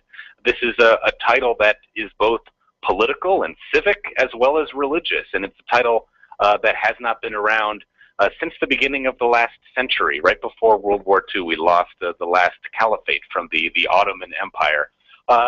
So again, this is either an imminent threat to frontiers and borders around the region, or it's just basically a media campaign. And you have to say they've been quite savvy about this. These terrorists, if you will, they've been using social media to distribute messages, to give out statements, to show photos of people in all the towns that are affected, holding up the new black flag of this country and saying, we want this. And to be honest, I don't know if people in the region really want these terrorists to be running this religious country, but there is sort of a void in this religion. If you think about it, we have a pope for the Catholic Church, there's a head of the Orthodox Church and a lot of other faiths. There is not a single leader that speaks, at least for the Sunni sect of Islam, and here is a group of people purporting to be doing that, creating a hierarchy for Sunni Muslims around the world. And I guess in the next few weeks we'll see if it catches on, or as I sort of predict, these extremists are not really the right people to be bearing this responsibility, that a lot of their sort of allies who were joining up with them because they were just angry at the prime minister, angry at the very sectarian government in Iraq, will say, look, we were with you when your goal was to change governments. We're not necessarily with you when you want to create this Islamic State. Now, my question is, will they stop killing people and throwing them into a bottomless pit? That doesn't seem likely. In the same propaganda, rather just sort of a video that was released to celebrate the birth of this new country, there were also photos of members of this Islamic State beheading their own members. People in the group who apparently did not want to carry out suicide attacks are killed right on the spot. So we are probably not going to be seeing any decrease in their violent tendencies just because they're trying to run a quasi-state at this point. Especially under the name of a religion. Yes, it's not. This is not a pacifying force by any stretch of the imagination. Well, it'll be interesting to see how that turns itself out. I'm of the mindset if they leave them, if they stay to themselves, I don't care. Well, they are unlikely to do that, in my view. They really do. A lot of countries in the region, even people that sort of agree with this push to try to turn the tides, to convert Shia minority governments to Sunni majority governments, they don't like this group. They see their message, which is to all of these countries, which you have to look to us. We are now ruling over you. They obviously see that as a threat. So I think their support really is going to dwindle quite quickly. Yeah, so those people holding the black flag in the picture with the guys off camera pointing guns at them probably really don't want the country that they're holding the flag for. I think you're onto something. Yeah. It doesn't take a genius to figure it out. I look at Japan. Japan's doing something weird with their military. What? Oh, this is kind of cool. So since the end of World War II, at sort of the U.S. discretion, the Constitution of Japan forbid the country's armed services from really being offensive in any way. The collective self-defense was sort of allowed, for protecting the homeland. It's somewhat like a National Guard. But it was explicitly written that they were not to be going and engaging in any sort of foreign military engagements. And now the new prime minister who came to power last year really did so because of concern in the country about this, what a lot of people in Japan see as really growing threats, not only from China, obviously extending its territorial claims in the South China Sea and in the Sea of Japan, also North Korea. There are, a lot of Japanese people really do look at the situation around them, and they say the calculus has changed. We are not just the most powerful army around here anymore. We have a lot of dangerous regional neighbors. So tomorrow we will see, and I guess just in a matter of hours now, I think it could be almost imminent, the Prime Minister's cabinet is going to unveil constitutional changes that would allow the Japanese military to go on adventures overseas. And again, just an end to the pacifist era in Japan looks to be at hand. All right, so bigger, more arms race. I'm all in favor of it. What the heck? Let's start building bigger bombs and all of that, and start building up. We don't need education or any of that stuff. Bombs, that's what we need. We'll see how much it really changes. I mean, I'm kind of with you in the fact that it does seem unfortunate. The reality, though, is that it's the Chinese military has been building up quite dramatically over the last few years, and almost all of its regional neighbors, from Vietnam to the Philippines to Singapore to Japan, have been bulking up their militaries also. So Japan has certainly already long ago made the decision to increase its naval and air force expenditures. All they're doing now is sort of giving them a mandate to be able to do something with that. So depending on how you look at it, it either is basically a necessity. You want to remove any legal obstacles to a campaign if you absolutely have to do it. Right. On the other hand, though, it is an unfortunate end of an era in the Asia-Pacific region. And I'm sure people in the country are protesting the use of resources for this. They certainly are. There were an estimated 10,000 people in the streets of Tokyo yesterday protesting this specific decision. But I think you're right. The latest polling in Japan, a nationwide polling, said that only 34% of people are in favor of this policy switch. So, it may be a constitution sort of encouraged by the United States, thrust on them because of Japan's activities in World War II. But it did bring about a culture that a lot of Japanese people became on board with. They sort of liked the pacifism that was instilled after World War II, and that has lasted, again, it looks like, until July 1st, 2014. Well, it'll be interesting to see where that takes us. Let's look on to some other good news. Some Israeli teenagers went missing earlier in the month. Did they find them? They have been found dead, unfortunately, near the West Bank city of Hebron. Again, this incident occurred only 10 days after Hamas and Fatah, the ruling party of Palestinian President Mahmoud Abbas, finally figured out a way of sort of coexisting. They formed a unity government on June 2nd. 10 days later, these three Jewish seminary students, all in their teenage years, were apparently kidnapped after trying to hitchhike. They basically, who knows what actually happened to them in the days and hours after their death. The government of Prime Minister Netanyahu immediately pointed the finger at Hamas, saying you have to take back any coalition government. A lot of observers outside of Israel said this is very unfair. You can't just look for any old excuse to dismantle what many people would see as a positive step for the Palestinians.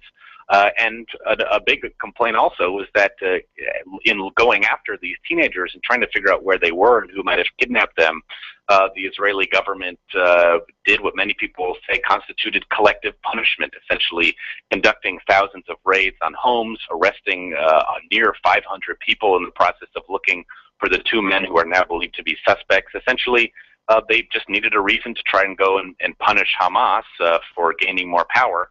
And they used the kidnapping of these three boys in order to do that. But again, tragic news today as they were found dead. And no matter how you can criticize the Israeli government for its actions, a very unfortunate end for these kids. No, absolutely. But as I was looking at it, I go, could it? I mean, we got serial killers running around our country all the time. We don't go raiding 5,000-6,000 homes to do it.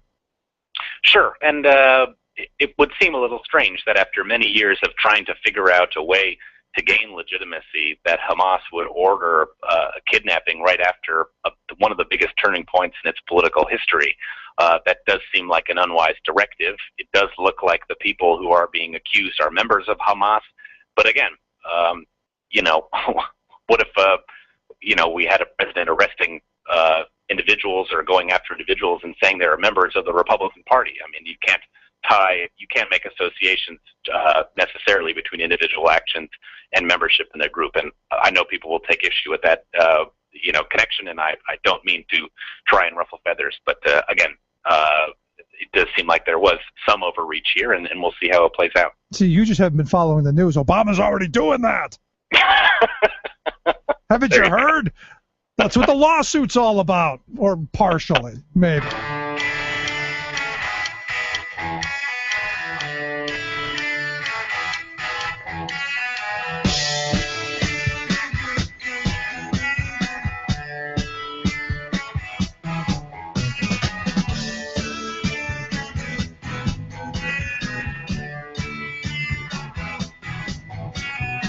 Controversial, thought-provoking, opinionated. Rick Smith. Would you dive 14 feet deep in the Susquehanna to keep a bridge safe? Would you spend night after night with prisoners to keep your community safe? Would you spend Christmas Eve plowing snow to keep roads safe? AFSCME members do. Men and women who choose to serve in public service. Mine inspectors, 911 dispatchers, healthcare workers, parole agents.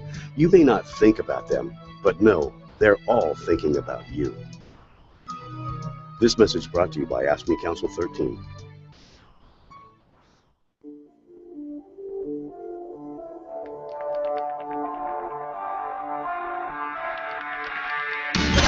Demanding the super rich to pay their fair share for once. The Rick Smith Show.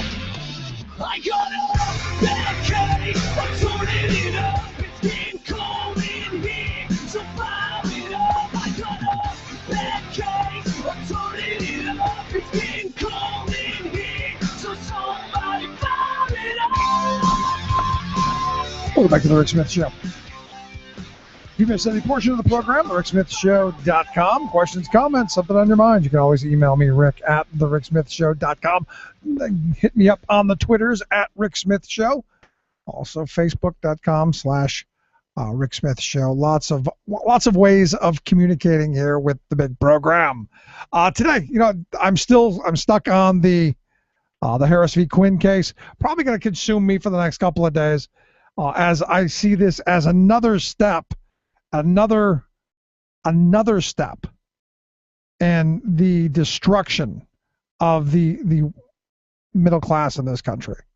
Another one of those examples of that incremental death of 1,000 paper cuts. And, you go back and you think about, this assault on public sector unions. Understand how public sector unions came about, here in Pennsylvania especially. There was all of this political patronage going on. You had the new governor came in, and in with him came all of his relatives and all of his friends and all the people who worked on campaigns. And you want to talk about a screw job for the taxpayer? Major screw job for the taxpayer. Understand what happens when we start doing away with collective bargaining. Understand what happens when we go back to the days of patronage. It means you don't pay a lot for the work being done, but you don't get anything. And this is what's really frustrating to me. I think the people who are lifelong dedicated public servants deserve a decent wage, deserve a decent retirement. But what we've got going on right now is this push towards destroying that and then taking us backwards.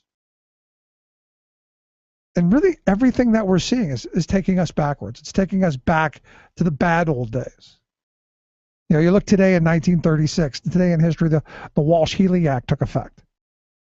That said that companies that supply goods to us, to we the people, to our government, had to pay wages set by the Secretary of Labor. Because they understood, look, if we're spending public dollars, there's got to be that reverberation effect.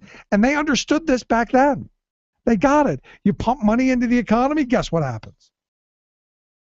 people spend it. It's not a very difficult concept to grasp. So I had someone over the weekend say, well, you can't spend your way to prosperity. And I'm going, depends.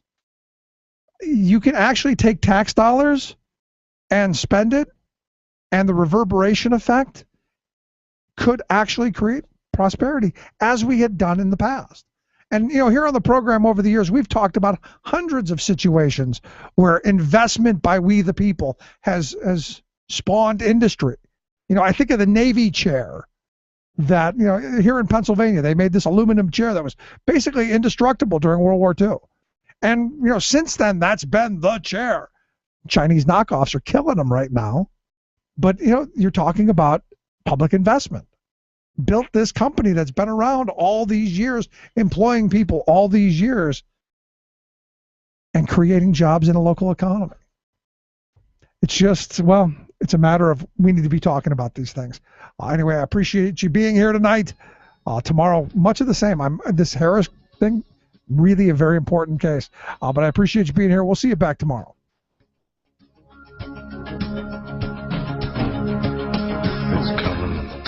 You've been listening to The Rick Smith Show. Together, we can make America better. Email rick@thericksmithshow.com or interact with us anytime at thericksmithshow.com. Until next time, this has been The Rick Smith Show, where working people come to talk. It's coming like the tide flood beneath the lunar sway. Imperial, mysterious, in amorous array. Democracy is coming to the USA.